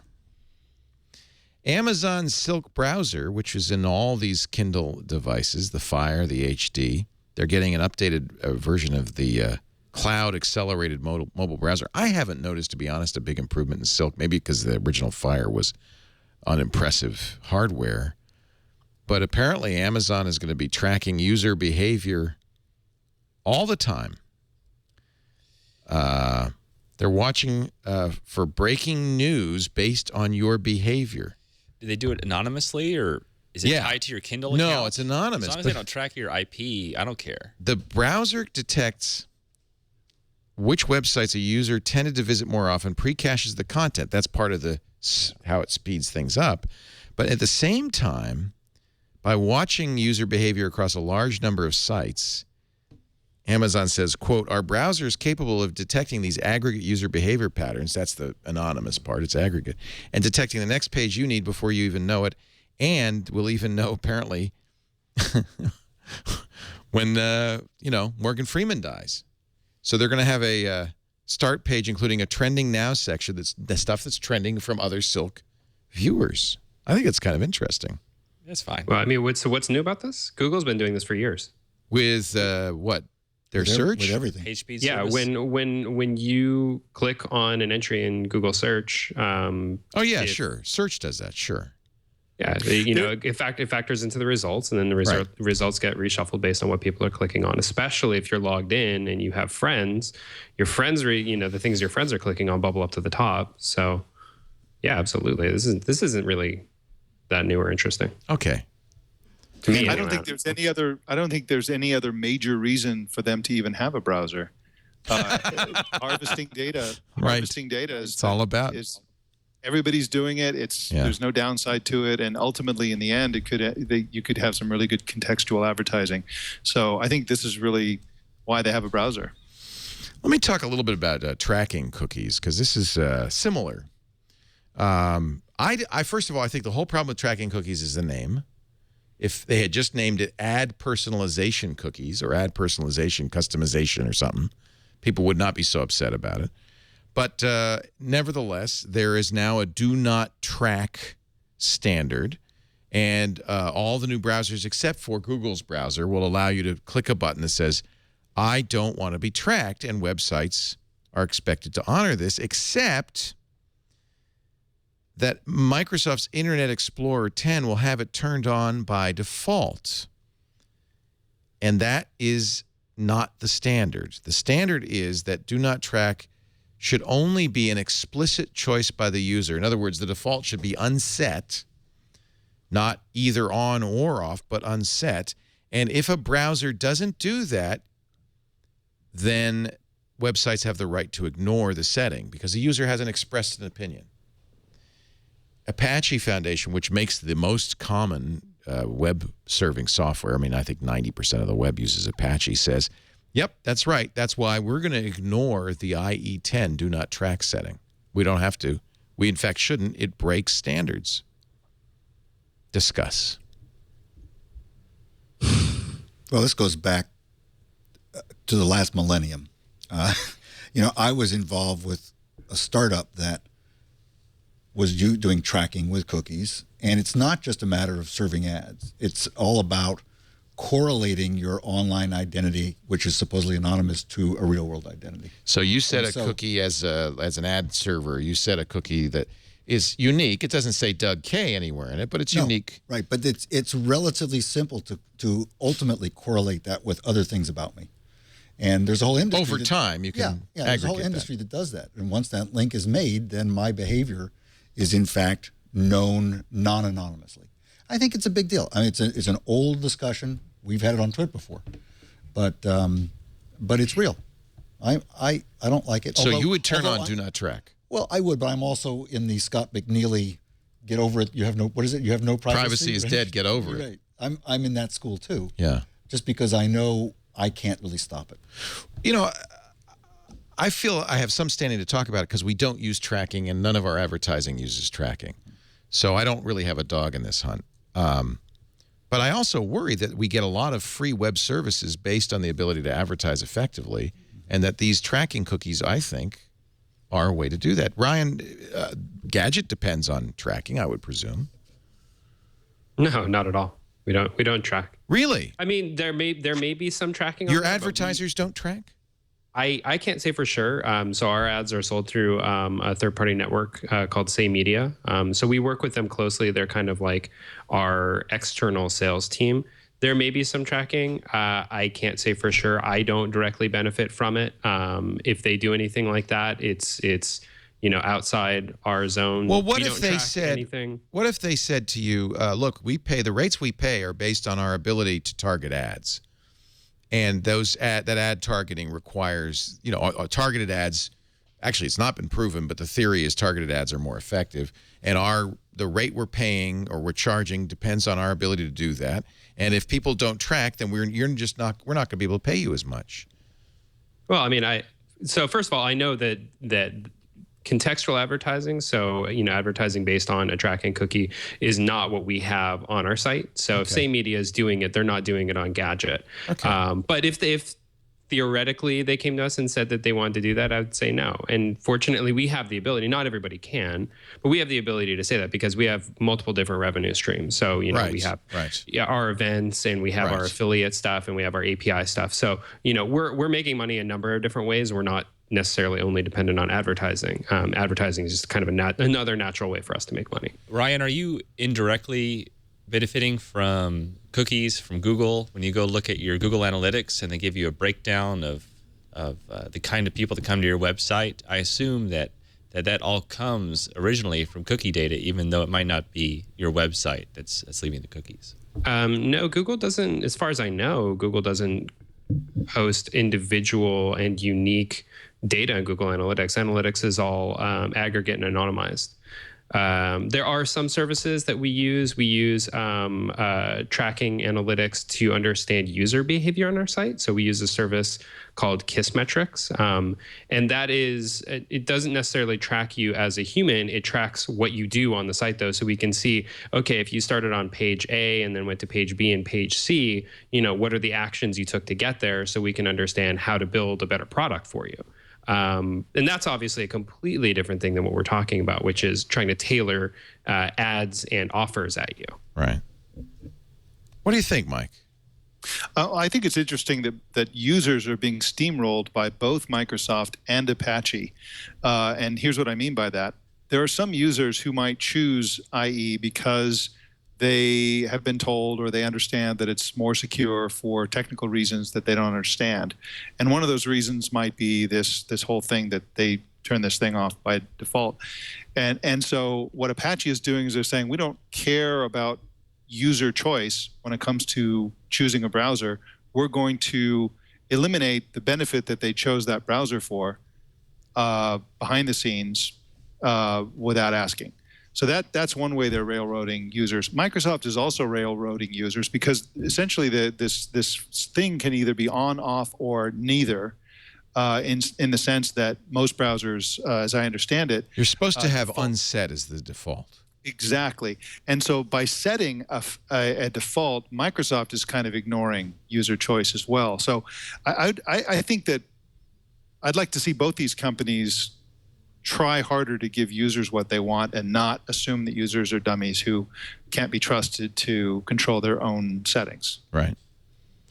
Well, I've learned from you, Doug Kaye, because if you think tracking cookies are a bad thing, then I'll have to change my. I don't mind ad customization if that's what they're used for. I think that's a good thing. I want to see more relevant ads. I don't have a problem with that. I think it's a much bigger picture than that. What information are they gathering about me, and what are they doing with it? The key is not the information they're gathering. They have IP addresses, for example. Right. Right. They have latitude, longitude because of your router. Right. I mean, there's all sorts of stuff. Right. Right. They have my location. So let's say they have my location. The key here is to be able to correlate any of that with the known part of you. Leo Laporte, your social security number, then what? address. Well, then are they stealing my identity? No, it's still going to be probably a marketing. Are they thing. following me around? Yeah, they're targeting ads to me. Yeah, but better ad the potential targeting. is to do so much more than that. Yeah, and I understand. It gets down to credit. It gets down to medical information. But the potential would be nefarious. They would have to be committing criminal acts like stalking me or identity theft. I mean, otherwise it's just ad tracking. It's just customizing That's ads. right. And if you don't mind getting junk, I like getting better ads. How about the junk mail in your mailbox? Well, I don't like spam. Okay. They get spam also? Yeah, I mean it's all that. Yeah. Right? Because it's not like spam got worse because of this though. I don't know. Spam filtering is so much better that spam isn't really the problem it used to be. But the fact is that and by the way, they can identify me uniquely without cookies. Yeah, but the thing is that they have the ability not to target. I mean, look, you and I have public email addresses. We're on every possible list. We're the bad example. Let's take somebody in the chat room who's a normal person. We don't have normal. Well, no, I don't think that's wrong too. But the fact is that based on what I do online, people have the ability to know that it's Doug Kaye or Leo Laporte or Trey Ratcliff. That's something that marketers will say the name is noise. I don't want the name. Well, it's not the name. It's everything else about us. It's our address. And the one thing that I've ever heard that is potentially nefarious is an insurance company saying, "Oh, Leo just ate a lot of fudge. We're going to raise his rates." That's the one thing I've ever heard. But what you're assuming that because no one's doing something nefarious, that the potential isn't a problem. Right. And I'm saying the potential is. Right. Is it the government we have to worry about? Always. Okay. Bunch of libertarians. Ah, yes. Well, I may not be in that camp, but I do worry about what the government knows about. I do too. I don't worry so much about what I'm a libertarian advertisers on certain days. Yeah. I want to talk about Nokia's announcements. I think, and I'm sure, Ryan, you have some opinions on this. Some very interesting announcements. But is it, as Farhad Manjoo asserts, too little too late to save Nokia? We'll find out. Speaking of the government, it turns out the FBI is pouring $1 billion into a new face recognition project that's going into effect soon. By 2014, you're not going to like this at all. If you're worried about the government, you're not going to like this one at all. Now it's bad enough that they recognize me. The cookies ain't nothing. So now the FBI knows when I walk into a bar. It ain't nothing compared to this. But first, let's talk a little bit about, if you are paranoid, why backup. Actually, I'm going to do stamps first. Let's do stamps.com. Then I'll talk about backup. You know about stamps.com. Speaking of... the federal government, you go into a post office, they are going to track you. They're going to track you, right? No, they're not. But I have to say, it's not the best experience in the world going to the post office, finding parking, going in there, buying stuff. What do you need to buy stamps for when you could print stamps, legally print stamps with your computer and your printer? You can with stamps.com. Stamps.com has been around for a long time. I've been a customer for, I think, 10 years now. And the idea is, Mac or PC, you get a USB scale. It's part of the deal. I'll show you in a second. You plug the scale into the computer. You plop the letter on there. Stamps.com says postage is this. By the way, it can print right onto the envelope, which is cool. It could take, you could do invoices or billing and stuff from QuickBooks. So it could take the data out of your QuickBooks, print the whole thing, print the whole kibosh on the envelope.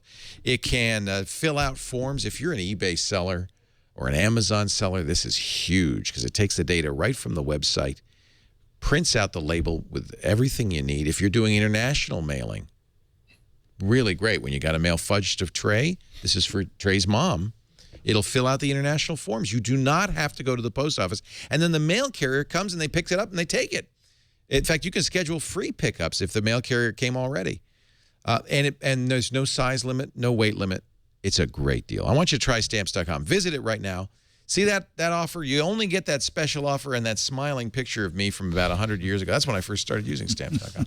By clicking on the radio microphone in the upper right-hand corner and entering the offer code TWiT, then you get the smiling face and the $110 bonus offer. Yeah, we've increased it. More postage, $55, in fact, in free postage. A free digital scale. You only pay the shipping and handling for that. It's about $5. You also get a $5 supply kit to make up for that, and the free month of Stamps.com. This is the best way to try Stamps.com.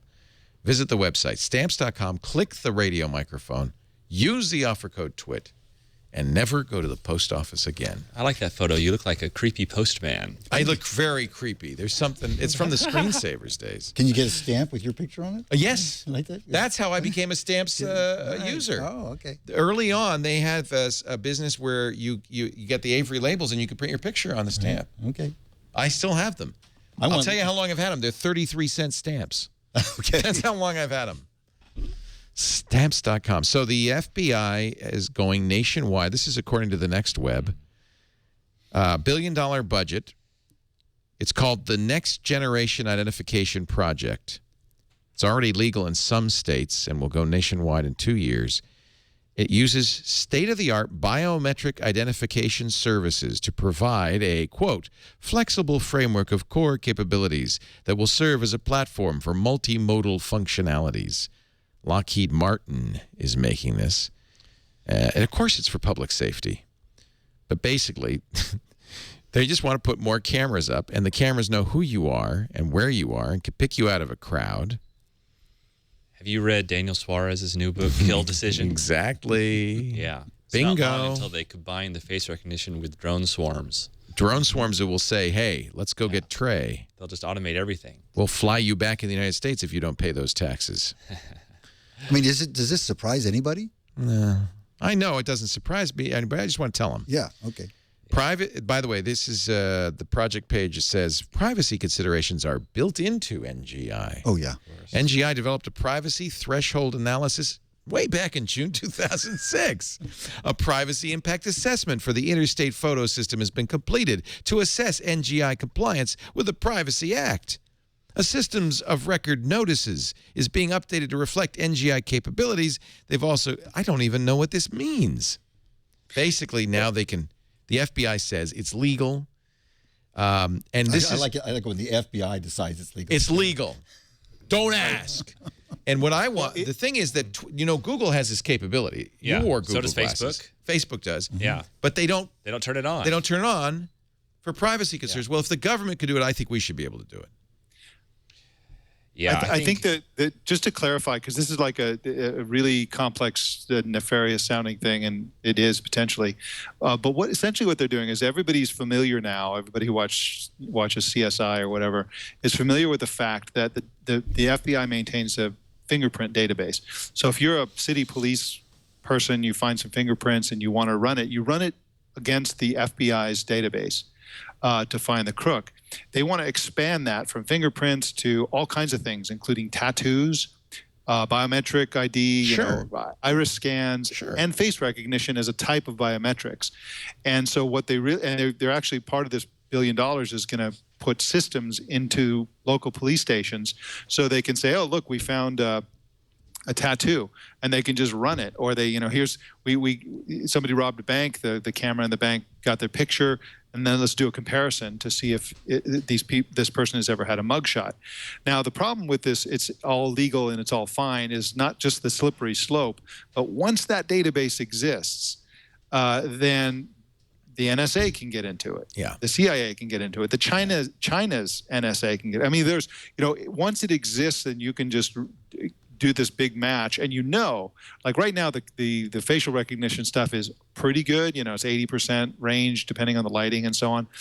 Come on, 5 years, it's going to be amazing. They're going to be able to, it's going to be like Minority Report, and as you walk down the street, they're going to be, hello, Mr. Anderton, and it's can be able to pick you up like that. See, that's why I think worrying about tracking cookies is worrying about the smallest possible problem. When the FBI can use databases to correlate your movements, they don't need tracking cookies. But when they can correlate your face to what you've done online, supposedly in private. Oh, do you guys see? Do you guys ever watch Person of Interest? No. Season 2 is coming. This is an amazing show. Basically, these two guys are,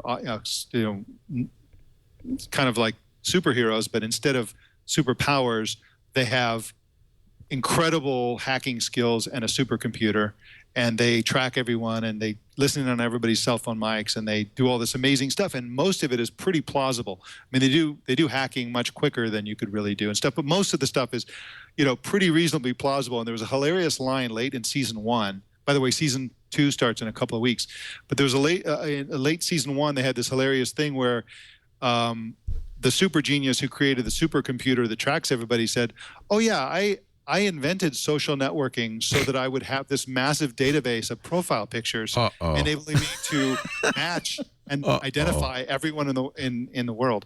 So, and his name was Zuckerberg. Exactly. Yeah. But yeah, people voluntarily put their mugshot. Yeah. We always thought it was just because he wanted to meet chicks. No. Da da da da. So the Lumias, Nokia had an event, showed off some new phones, including a top-of-the-line Lumia 920 running Windows 8. Mary Jo Foley, who does our Windows Weekly show, was there. She said, I just begged them, and they let me put it on an open palm so I could just feel how heavy it was, but they wouldn't let me touch anything. It's just always a good sign. Yeah. And then, to just kind of underscore this, Nokia does an ad in which apparently all the footage and the pictures were faked. That was done. Another great sign. In fact, I guess if you zoom in, you could see the cameraman. You can see the DSLR and the reflection of the, yeah. Not so bright. Yeah. Bad news for those guys. The I don't reflection, know why they faked it, because it actually might be not a bad technology. I know why they faked it. They showed another one. It ain't done. That was real. Like, that's the real one that they posted in their apology letter. That's not too bad. It's impressive enough. I don't know. I mean, I'm sure Ryan Block has experience with companies doing this. They did invite The Verge to go out in the park at night and take pictures, but they did not allow The Verge to shoot video. This video is shot not by anybody but Nokia. What the speculation is that Nokia that it's not done.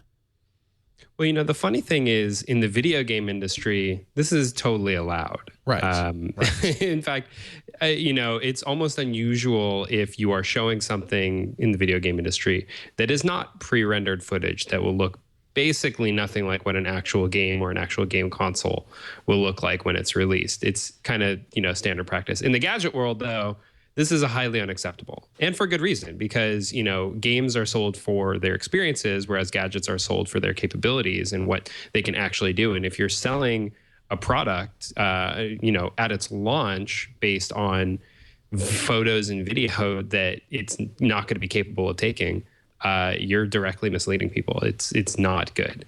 They made a huge bungle of this launch. It's a boo-boo. I wonder if Apple doesn't do the same thing, though. If you look at the Apple TV commercials and look at the FaceTime videos, those look pretty darn good. I don't know. I don't think those are real. I think they fake those, too. But they're better at covering their tracks, though. You don't see a reflection of the DSLR in the white van as she goes by. Exactly. So this is The Verge's. Look, there you go. There's the guy.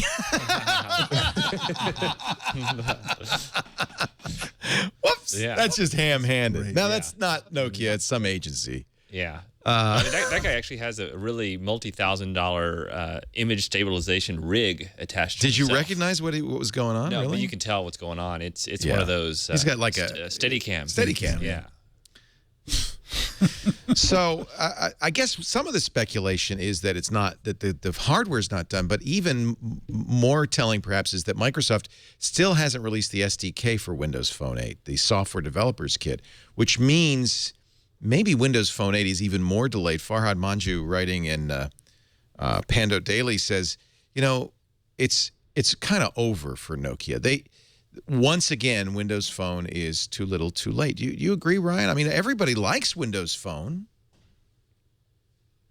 It's hard. It's hard to say. I don't think that we're going to know until they pull the plug until they really start to win.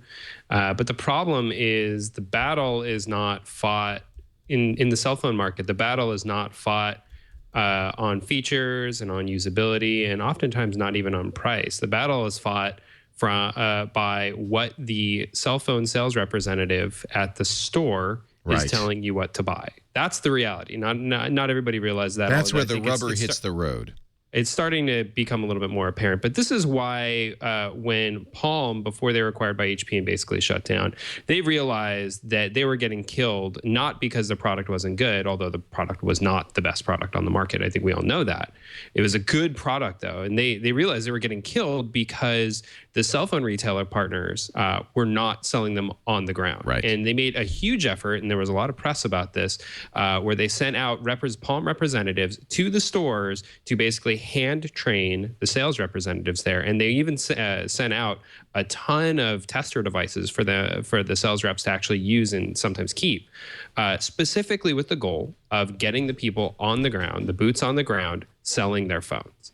And the reality for Nokia is, Windows Phone 8 or not, it almost kind of doesn't matter. If people are trying to sell an Android device because that carrier decides it's got the best profit margin and that's what they want to push this week, or because somebody walks in the door wanting an iPhone, that's what's going to sell. So, I don't know. It's a very complicated question. I wouldn't rule them out, but, things are not looking amazing. Microsoft responding to this I remember this was a few months ago, announcing that they were going to start paying the sales reps, I think, $50 for every Windows Phone they sold. This was something it's called a spiff. Yeah, there were other companies were already doing the spiff, and so if you went into a Verizon, for instance, they'd steer you first to the iPhone, and if you didn't want that, they'd steer you to a Samsung Android phone. And you could ask them about a Windows Phone, but they would say no such thing. Even AT&T, which really featured the Windows Phone, people reported would just never tell you about it. But on the other hand, I think people come into a store and ask for the iPhone. They don't need to spiff, right? Well, that's what. It. Go ahead, Mike. Go ahead. Okay, well, I think that's the other part of the problem is that Apple has spent many, many years establishing itself as a very cool company. The Apple stores help a lot, but it has just a fantastic brand. It's just an incredible brand, and Microsoft doesn't. Microsoft seems like a company from the 90s, and Nokia seems like a company from the past. When you think of Nokia, you think of those old Symbian phones and all that stuff. Neither one of these companies is got a lot of cachet or a lot of it doesn't have the geek street cred of Android phones. It doesn't have, any of the good feel good things. And the other thing it doesn't have is apps. And that's really the thing that. And it's really not going to have apps if they don't get an SDK out fast. Exactly. I mean, look at how far ahead Android and Apple are with apps, and they're just nowhere. The too little, too late thing is a persuasive argument. One thing on that as well. Apple is succeeding in the market, succeeding at cell phone retailers in spite of the better efforts of some of these guys. There's been a lot of press in the last few months about how AT&T is actually not really pushing the iPhone and how they're pushing a lot of Android devices, especially because there's a lot higher profit margin for them to do so. So, Apple is still winning, although, one of the topics on the rundown was how the Galaxy GS3 the Galaxy S3 is now supposedly the top selling smartphone in the US. But Apple wins because of their brand, because people come in, they want that thing, not because the retailers are pushing it. I think that Apple is kind of unique. I think, for instance, one of the reasons the S3 is selling so well is because Apple customers know there's a new iPhone. I mean, Apple's customers are much more aware and alert than the customers of any other brand. And so that's why the sales have tapered off of the 4S. People are waiting. They know what's coming. Well, and there's also another factor here, which is a lot more elemental, and that is I walk in the store, I say, give me the iPhone. Right. Now, what are you going to do? You're going to do the Nokia? Give me the Nokia? I mean, no. They totally shot themselves in the phone here. I mean, okay, look, the Lumia Take 900. the gun, leave the Nokia. The Lumia 900 is not a great name. Lumia is an okay name. 900 is a bad name. 920, so you add plus 20 to the existing 900. I mean, it just sounds like another commoditized piece of crap. And even if it's a great phone, they're shooting themselves in the foot. I mean, it should have just a real catchy, spiffy name that people say, I want that thing. And I mean, nobody's going to think, oh, I want the Lumia 920. I mean, come on. It's too bad because it's do you agree that the Windows Phone 8 is pretty sweet? I mean, it's a nice OS, I think. It's snappy. It's innovative. That camera, despite the blot on the escutcheon that is the ad, I think the camera's going to be very good.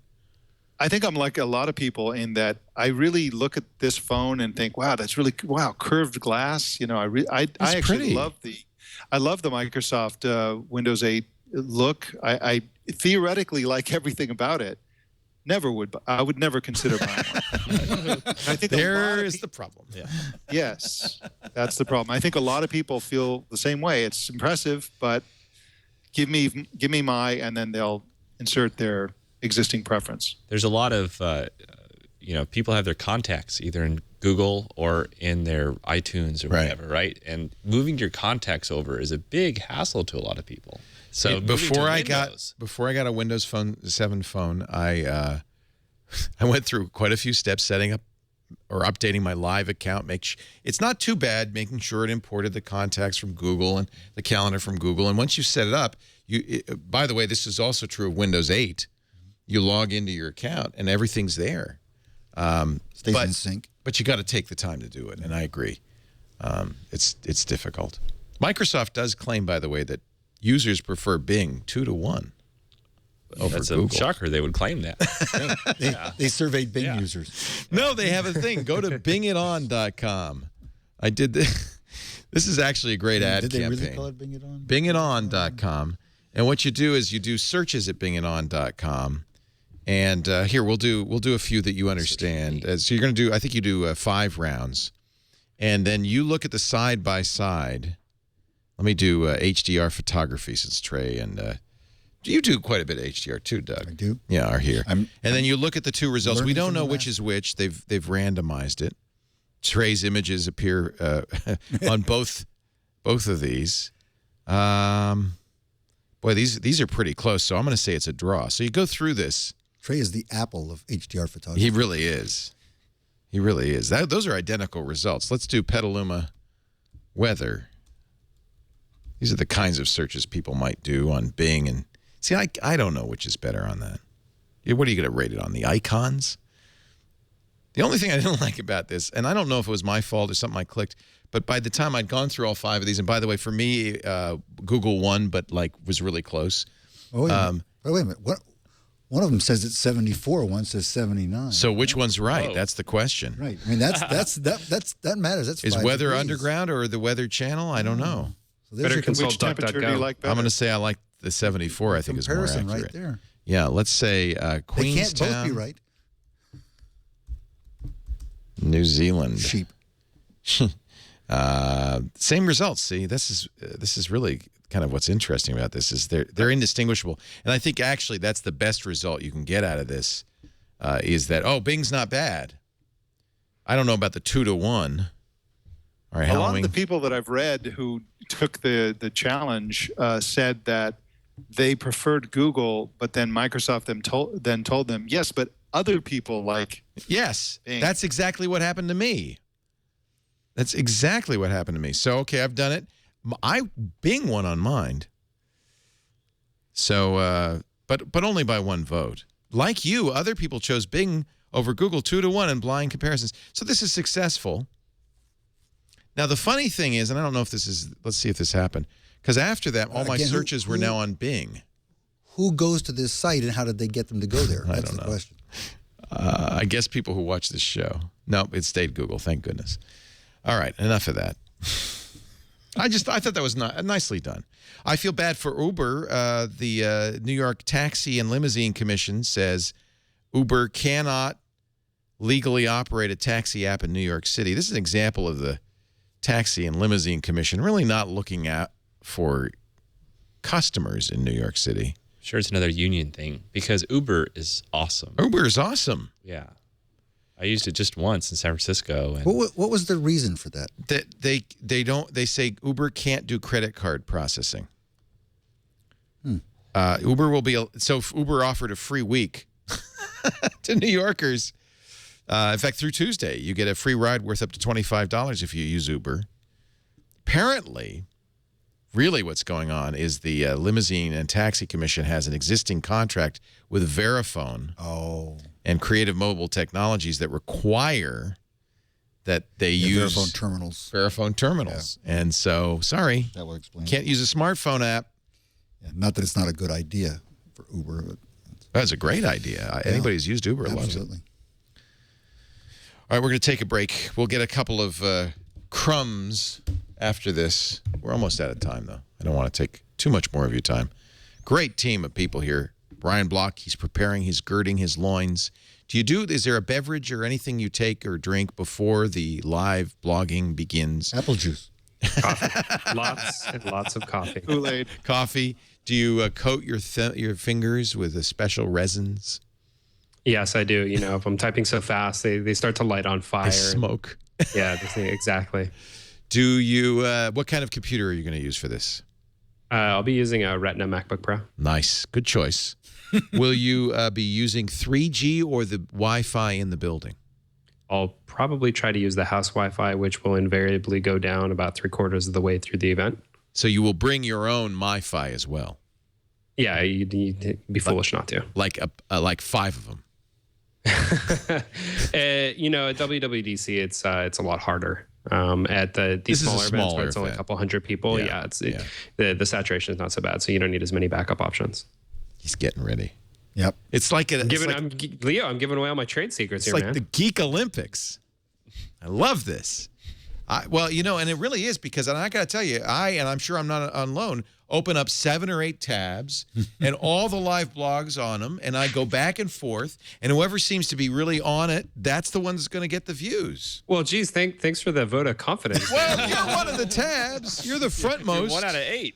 I'll be on Gadget. Jeez. All right, I'm sorry. I'm watching Gadget. Gadget.com. That's the only place you need to go. GDGT.com. That's right. I'll tell our Tim Cook puppet that's the one he's got to quote. So give us lots of good quotes. You got it. Mike Elgan's here. How is things? It's about 3 in the morning in the Peloponnese. Almost time to go out and party with the locals. Not yet, though. When you joined us, it was so cool on Mac Break Weekly about a month or two ago, and I didn't even know you'd moved to Greece. And you were in a cafe. You were outside. We watched the sunset. It was beautiful. I felt like I was there. It's gorgeous. Yeah. Yeah. Yep. It's the local sport to be at those cafes. Every single person is out there. Oh. It is gorgeous. And this part of Greece, there's the soaring mountains just right next to the town. It's really beautiful. Now, are you drinking ouzo or retsina? On this particular trip, I haven't drunk either, but I've tried a lot of really good local red wine, and it's some pretty amazing stuff, and it's inexpensive too. But this is a great area for red wine, and I've discovered also that a lot of people make their own retsina and ouzo and all that stuff. There's a lot, and wine. They just make it at home. Sure, why not? So, there's a little pine sol. So that's right. That's right. Red wine. Oh, goes what a great life! With bathtub feta. I'm making feta in my bathtub.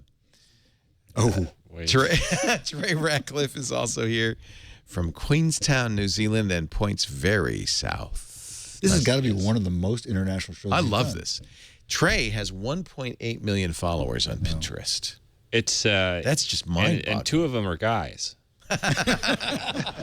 Hey, that's where the girls are. Yeah, I'm very in touch with my feminine side. Every now and then I see a cuff with some nice lace work, and I just got to pin it. No, in fact, he does photography. And one of the things you're doing, which I really like, is you're doing long, thin photographs to fit the column structure of Pinterest. And it's beautiful. What is the name of that particular board? That board, it's an exhibition I did called Cropped for Pinterest, where I went through some of my favorite photos and I cropped them in that long, skinny format. Because so cool. I think, art should be, it should make sense in the medium in which it's displayed. And everyone consumes art in different ways now. So this just seems to that is feel fun. right. Isn't that neat? Fun? I love it. Yeah, it's great. Trey is one of the most creative people I've ever met. I mean, just constantly like. But that's just a brilliant way to maximize the that format. Oh, you cynic! He's just going for the social media juice. It's great. I love it. No, it's really pretty. It's an exhibition. It's an exhibit. Do you ever do like physical gallery exhibits? You don't need to. Sometimes I had a piece in the Smithsonian. What? And, Really? Yeah. What was that? And it was one of my shots from Austin. That's neat. And well, you know what I use as a nightlight in my bathroom? Your picture of the shuttle, and you got it mounted on that thing. What is that? Lights up, right? Yeah. You know, I have a secret camera embedded in there. Yeah. And cookies too. Yeah. So when I get, oh, never mind. This show brought to you by our friends at Carbonite. It's the right way to back up because it's got the stuff that you need. Automatic, so you don't have to remember it. Continuous, so it's always going on whenever you're online. By the way, using SSL, so you don't have to worry if you're in an open access spot or anywhere. It's secure. You can even add trust no one encryption if you want. So Carbonite is absolutely 100% private. They don't have the key, you do. And it's online, which means, you know, there was just a tornado in Queens. On Long Island? I saw it. I was supposed to be in New York this week. I'm glad I missed it. Unbelievable. That just means anywhere you are. You know, you could be backing up to a hard drive next to your computer. That's fine. In fact, I'd say do it. Don't not do it. I'm sure Trey has lots of different backups, but that's not enough. You want one that's off-site in case a tornado hits Queens. You don't want it to destroy your backups along with the originals. That's where Carbonite's so great. You don't have to think about it. And it's very affordable, $59 a year for everything on that computer. They have plans for external drives, multiple computers for small businesses, so forth. But try the basic plan, $59 Mac or PC. Visit Carbonite.com. I just ask that you enter TWiT in the offer code so we get credit for that. It's great. Every laptop gets Carbonite on it because that's it. Carbonite.com, the better backup plan. We thank Carbonite for their support. Oh, I got to tell you this story. We talked about this guy on TWiT a while ago. The guy who sells glasses and abused his customers. That guy's a character. and said that there was a New York Times article about him that said he actually improved his Google ranking. He says, my name is Stanley. It's not his Stanley. Turns out it's Vitali. With Decor My Eyes was the name of the site. I just want to let you guys know, the more replies you people post, the more business and the more hits and sales I get. My goal is negative advertisement. And he was just horrible. He says he stumbled upon the upside of rudeness by accident. I stopped caring. Customers lied and changed their mind in ways that cost me money. So at some point I started telling them off in the bluntest of terms. And the contention was because of the Google algorithm, Google can't tell about sentiment. They just tell about links. So all those links from all those angry customers pulled them up in the ranking. Pulled them up in the ranking. Well, I just so you know, this is a lesson to you all. Crime does not pay. He's going to jail. 4 years in federal prison, $100,000 in restitution and fines. He was arrested shortly after that article. About 16 months ago, pled guilty, and today he's finally sentenced. He says, as I stand before, his name is Vitaly Borker, as I stand before you today, I am genuinely deeply sorry for threats I made. To say that I am ashamed of myself is understatement. I had a big mouth, and I could not control it. Moose and squirrel. Moose and squirrel. Anyway, that's an update on a story. Mark Zuckerberg is not going to sell his stock. He's going to hold on to it, he says, for at least a year. That helped a little bit, I'm sure. Yeah. He's always trying to be different. Yeah. Now there's another guy who's in it for the long run, right? Yeah. Did you read what Mark Cuban said about all that? No. Yeah, he has a contrarian piece about that. It was on Tech Meme. And on his blog, Mike? Maverick? I think I did. I did see it. Yeah. Yeah, he took a contrarian view. He said that Facebook did exactly what they were supposed to do. Yep. Yeah. Because people are whining about Facebook stock being half its price, its initial public offering price of $38. He said, no, that's what the CFO is supposed to do. Facebook raised $10 billion. I kind of thought this was right on. The CFO's job at Facebook is not to manage shareholders' portfolios. His job is to help Facebook succeed. And he says, as for all the poor employees that are going to have a bad strike price, that they can do the same thing that Google did, and just they can reprice those shares for the employees. Yeah. It's not the end of the world. And he gives examples of when Google did that. Reprice the options at half. Yeah, Starbucks has done it. Google has done it.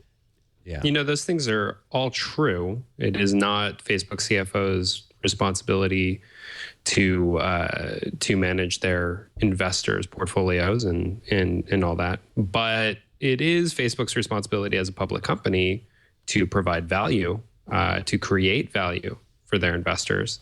And you know, if they can't create that value, if their stock price just keeps going down, they're not going to have investors, which means that they're going to be in a very poor place financially. It's going to go down more and more. You know, on the one hand, that's absolutely true, and Mark Cuban's piece is dead on. It's so smart. But on the other hand, it kind of doesn't matter because, you know, like it or not, they are now a publicly traded company, and they have to deal with that. It's a good point. I mean, I've also heard people say, hey, if you invested in Facebook at $38, you obviously didn't read Mark Zuckerberg's letter to the shareholders. It said, there's not going to be any there's not going to be any money here for a long time. Or even the prospectus, which showed, I mean, if you paid attention, their revenues were dropping every quarter. This wasn't a big surprise. So, you know, I didn't buy any Facebook stock, so I don't really care. But if you did, I'm sorry. And I guess it's a long-term hold. Big copyright issues. This is something I've complained about a lot with YouTube blocking our videos. Well, it even happens to the best of them. YouTube flagged Michelle Obama's speech at the Democratic Convention. This video contains content from WMG, SME, Associated Press, UMG, Dow Jones, New York Times Digital, the Harry Fox Agency, Warner Chappell, UMPG Publishing, and EMI Music, one or more of whom have blocked it in your country.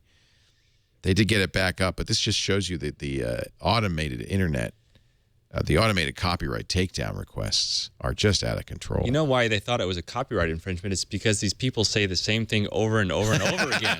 We've heard this right? speech. They're infringing on themselves. Actually, there's a couple of reasons it happens. I'm sure there was music in that Michelle Obama video that they showed, so that's probably some of it. But the other thing that happens, and I've seen this happen before, it happened to NASA. Local news channels took NASA's footage of the Curiosity landing, embedded it in their local news, and then the robots saw the local news, said, oh, there's the foot, oh, there's that foot, and they blocked NASA's footage, the original that was in the news channels. Ustream did the same thing, shut down the Hugo Awards because these are the big science fiction awards, and they were live streaming it. The Academy Awards of the science fiction, where they show clips from the nominees. Leo, I think we know why this happened. Yeah, there was a case where a guy made this goofy local commercial or something like that. Jay Leno showed it and mocked it on his show, and then the guy got shut down by NBC because he had posted the original. That I mean, it's a typical case where somebody makes something original, somebody else rebroadcasts it, and then they crack down on the original, content creator. It's wacky. I think we know why this happened. Our mutual friend Colleen forgot to flip the switch on that video that said "ignore copyright claims." There's a whitelist. This is the whitelist. Colleen, please whitelist these Democratic National Convention speeches next time. I've been begging her to whitelist TWiT, and we still get taken down. Brad Hunstable, who's a very nice guy at Ustream and a good friend, CEO over there, said we use a third-party content management system, VOBILE, I guess VOBIL, and it was an automatic trigger. He said if you'd paid for a pro account, this wouldn't have happened because we automatically whitelist pro accounts on Ustream. Do we have a pro account on Ustream? We've never been blocked on Ustream, but we do get takedowns all the time on YouTube. And some of it, I think, is like from Brazilian companies where I think that they're just trying to game the system, right? They're just trying to get ads. It's very rarely a takedown. It's mostly, well, we're going to stick our ads in your content. And I think you shouldn't have shown those weather reports. It's right there. See, there you go. All right, I think that's it. I think that's every story that happened this week, every single thing. Anything you could possibly want to know. That you would want to know, and I am just thrilled that we could get these great people in here. Ryan Block, I wish you luck on Wednesday. We will be reading everything you write, verbatim. Thank you. I appreciate it. Yes. Live.gadget.com. There you go. Just go there. Yep. We'll auto update it for you. I like that. I hate that refresh. Yeah, we'll do our best. If something, breaks and pops and we destroy a router, somewhere at our data center, then it might go into manual refresh mode. But hopefully that hasn't happened for a long time. So hopefully we'll be able to stand up to it. And that was really interesting that it happened at AOL. I thought that was really an interesting insight. Wow. Oh, in gadgets, they do a great job too, and they handle way more traffic than we do. So those guys deserve props as well. You are going to have trouble live streaming the wedding though, because I think that's going to be the event of the year. We should have subsidized it with advertising. Rackspace brings you the nuptials of Ryan Block and Veronica Belmont. Hey, I don't know if I'll see you. I probably won't before then. Congratulations. Are you going away for a honeymoon? Later this year, I think. Yeah. These two are hard workers. Yeah, we are. Speaking of which, if I may, just very briefly, we added some really cool stuff on Gadget. Yes. We added a really awesome gadget finder tool. It's longtime users of the site might remember it, but we took it down and we totally rebuilt it, and it's way better now. If you go to any of the key categories, and we'll be rolling this out across the site over the next couple of weeks, but go to cell phones, you can find products based on specific criteria. So if you're looking for an Android phone with LTE on Verizon, or a camera that takes SD with a Nikon mount, you can get really granular with it. It's pretty awesome. This is really sweet. Look at this. And one of the things that you've been doing for a while, in fact, since we've had you on the last time you've been doing this, is you basically in every category you say these are the top, these are the must-haves. Yeah, those are our picks. And then you have the reviewers' picks. Yeah, and then this is new. I love this. This is really great. I do remember this from the early, the beta days. Yeah, early on we let you pick from every spec in the world, and it was a nightmare to wade through.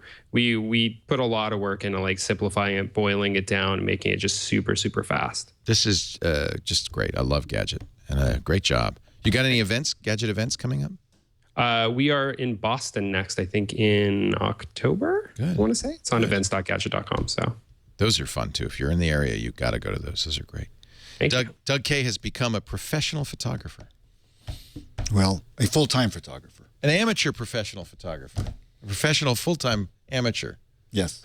all the above. Where can we see your images? You can go to dougkaye.com. That's from there you can get to my blog and everything else. And are you still using SmugMug, or have you abandoned them? This is SmugMug. They doubled the cost. Yeah, but see, I've prepaid 2 years in advance. So smart man. Yeah. SmugMug's still a good deal. I admire them for biting the bullet. The McCaskills are great. Yeah, it's a good company, good family-run company. They're not doing anything wrong. Their cost went up. Business goes up. Yeah, and it's still a cheap deal. I mean, think about if you wanted to have a storefront. How expensive would that be to have a real commercial store in a mall someplace with an employee? And this is it's nothing. Doug, I love your images. Thank you. Just great stuff. DougKaye.com to see more. I've learned a lot from Trey Ratcliff, in fact. Yeah. He's one of my inspirations. Yeah. No, well, thank you. There he is. There's Trey right now. Yeah, it's me in the morning. Yeah, it's me out chopping wood with my axe. I think the stream got just a moment of that one. Doug Kaye, KAYE.com. Trey Ratcliff is stuck in customs. Leo Rocks is the offer code if you want to get his new book, which is at flatbooks.com. Right, and many other great authors there, too. We have several great photographers that have written very valuable and interesting books at flatbooks.com. How did you That's not HDR, that one. How did you get that image? That is an amazing image. That's from spending about 12 hours and 1,200 shots. Trying to get that one. You just have to wait and wait. That's right time, right place. And a camera that shoots 9 frames a second. And 400 millimeters. Actually, no, that was just probably a 70 to 200. You were that close. Yeah, but it's cropped a lot. Beautiful. Wait, Doug, you went out one time and got that shot? No, but about 12 hours. 12 hours over 4 trips. Wow. Four boats. Because we went out whale watching recently. We didn't see a single whale. It was we were out all day. No, you can. It's easy. It happens easily. No, Trey Ratcliff has taught me you must be present to win. If you If you want to get That's a good interesting line. pictures, point your cameras at something interesting. Who did that originally come from, Trey? Who was that? That's a great line. That's why Trey. That's one of the reasons he's in New Zealand, because just look what's outside his back door. Yeah. Definitely. Oh, I got it, Trey. I got to give you a plug for that time lapse. Oh, that Queenstown very time nice, lapse. yeah. Yeah, that took off on Reddit and really exploded. It was a lot of work. I put about 300 hours into that. It's my You're first, kidding. My first time lapse I've ever released. And It's it was a whoopsies. it was a labor of love. Let me see if I can. 30 days and there that 30 nights in Queenstown. I just play a little bit of this. And I just wonder when you're going to do the same thing in the Peloponnese, Mike Elgan. Oh, and the music on this. You got to turn up the. Where'd you get the music for this? It's all Hans Zimmer. Oh, your buddy Hans. Yeah, Hans is a good guy. Did he do it just for this? Is it dedicated? No, not just for this. This is one But of he his gave you lesser-known rights. He songs. gave you And rights this, to is, it. and this was all in the middle of moving and getting set up, right? You shot this? Yeah, so all these shots are within 15 minutes of my new home there. And I would go out with my camera and take photos and find all these amazing, very inspirational landscapes, very moving to me. Point your camera at and I'm something? very... And this is a time lapse, obviously, on the D800 or? I used D3S for all these shots. So D3S. this whole video is actually in 4K. Wow. And so you can watch it in mega high res. Where can we full see that? screen. It's all on YouTube. Actually, YouTube supports 4K and 5K video. So, You don't wow, need I to could go upgrade now. higher quality. I need a better You can computer. upgrade it. If you do maximum quality, it's all in 4K. Wow. So it was It's really beautiful. it was a lot of fun. It's funny because the music makes it feel like scary dramatic. If you had happy music, it'd be like, I'm here in Queensland. I'll make another Queenstown. one with more kind of hobbity happy music. This is where The Hobbit was shot, though, right? Yeah, right here in Queenstown. Not The Hobbit, All The three Lord of the movies. Rings. But do you see hobbits around much? No. No? Just my kids. Okay. Furry toes? Are they getting the toes a little furry? Yeah, it's a beautiful place down there, and I feel very dramatic all the time there, so I kind of want to capture the drama of it all. This was I done love with, this shot. Isn't that great? This reminds is me just one of the greatest. of Koyaanisqatsi. Those are great movies, all of those. This was done with Twixter. Well, what is going on? Because there's some little brooding going on. Yeah, so I combined high-speed or time-lapse photography using this other tool called Twixter, which extrapolates frames in between, and it guesses. Oh, that's what why might there's a happen little in between. bending Yeah. going on. I get it. So That's a really neat effect. I like that with the traffic. Mike, we got to do this in the club scene in Sparta. Absolutely, but I'll have to do it with my iPhone. I actually have a good camera, but I just don't have any talent or skill. I know the feeling. I have lots of good camera. I have more cameras than skill. I'm all camera, no cattle. So before we go, we should find out what's coming up in the week ahead. I think we know, but Tom Merritt might have some. Say again? Kill the audio from your laptop, otherwise we're going to hear crazy music when we listen to Tom. Oh, let's not do that. So there's like a it'd mix be of like the- a dramatic. Why don't we do Tom some? Merritt. Let's just hear Tom Merritt with Background Hans for Tom, Zimmer yeah. in the background. Go ahead. Wait a minute. Turn Hans It's a Zimmer little down. too loud there. Okay, here we go. You ready? Or do you got Wait a the minute. Let me level? see. I'll turn down the level. Okay, go ahead. Yep. Tom Merritt. That. No. I got to turn up Tom. Eye on Tech News Today and the week ahead. Monday, September 10th, after the weekend hackathon is over, TechCrunch Disrupt kicks off and runs through Wednesday. Tuesday, September 11th, the Intel Developers Forum takes Much place better in San with it Francisco going. for a couple days. Wednesday, September 12th, we'll cover that Apple announcement live at 10 a.m. Pacific right here on TWiT. Thursday, September 13th, Nintendo holds a press event where everyone expects to get details on the Wii U. Also, it happens to be the day Super Mario Brothers launched back in 1985, so maybe it's just a big woohoo. That's a look at the week ahead. Back to you, Leo. Thank you, Tom Merritt. TNT every weekday, 10 a.m. Pacific, 1 p.m. Eastern Time, 1700 UTC on TWiT. That's your daily dose of tech news.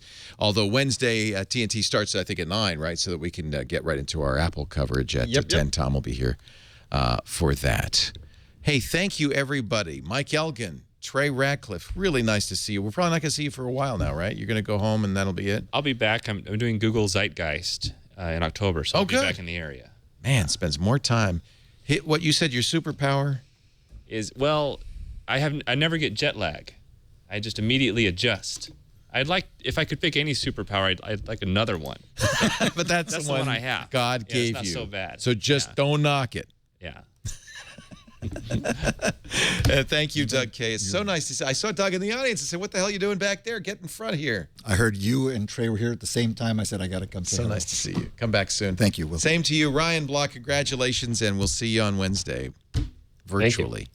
We have to get a Ryan Block puppet if we're really going to do this right. I do not condone. And now you have Putting the kibosh on that. Why don't we do the what you missed on TWiT right after I wrap things up by saying thank you. And by the way, thanks to our studio audience, a great bunch of people as always. Nice to have you. We appreciate it. Thanks to you all for watching at home. We do TWiT Sundays, 3 p.m. Pacific, 6 p.m. Eastern Time, 2200 UTC on twit.tv. Watch live because things happen that you'll never see in the edited version. But, of course, if you miss it, you can get the on-demand version, audio and video available at twit.tv. I'm Leo Laporte. Thanks for being here. We'll see you next time. Another TWiT is in the can. Previously on TWiT, before you buy. One of the best things I've ever tried. Oh, there you go. Ah. You see? It's lit. Wow. In darkness. They turn off the lights and you can see how well that screen lights up. How brightly lit it is. Ham Nation. Thursday morning, the 30th, so the day after landfall of Hurricane Isaac, KB5 TQG. But here's the tree that fell. All about Android. I was very excited to hear the Optimus G is coming out. Could be my next phone when my contract expires in January. This guy's an LG lifer. I love it. GizWiz. Look at that. We've got a standing desk. Nice. And I'm just going to go, hey, you know, this is kind of good. Right there. So we'll now open the baked beans. Just lay it on You the have fresh edge. batteries in there. Oh, I didn't explain. There it goes. There it goes. Look at walking. It's feeling it good. stopped automatically. Very fun. Yeah. Well, what was that? 3 minutes to open a can? Hey, it worked, though. iPad Today. That's how you're supposed to wear it. With the little balls right under. Anyway. If you missed this week on TWiT, you missed a lot.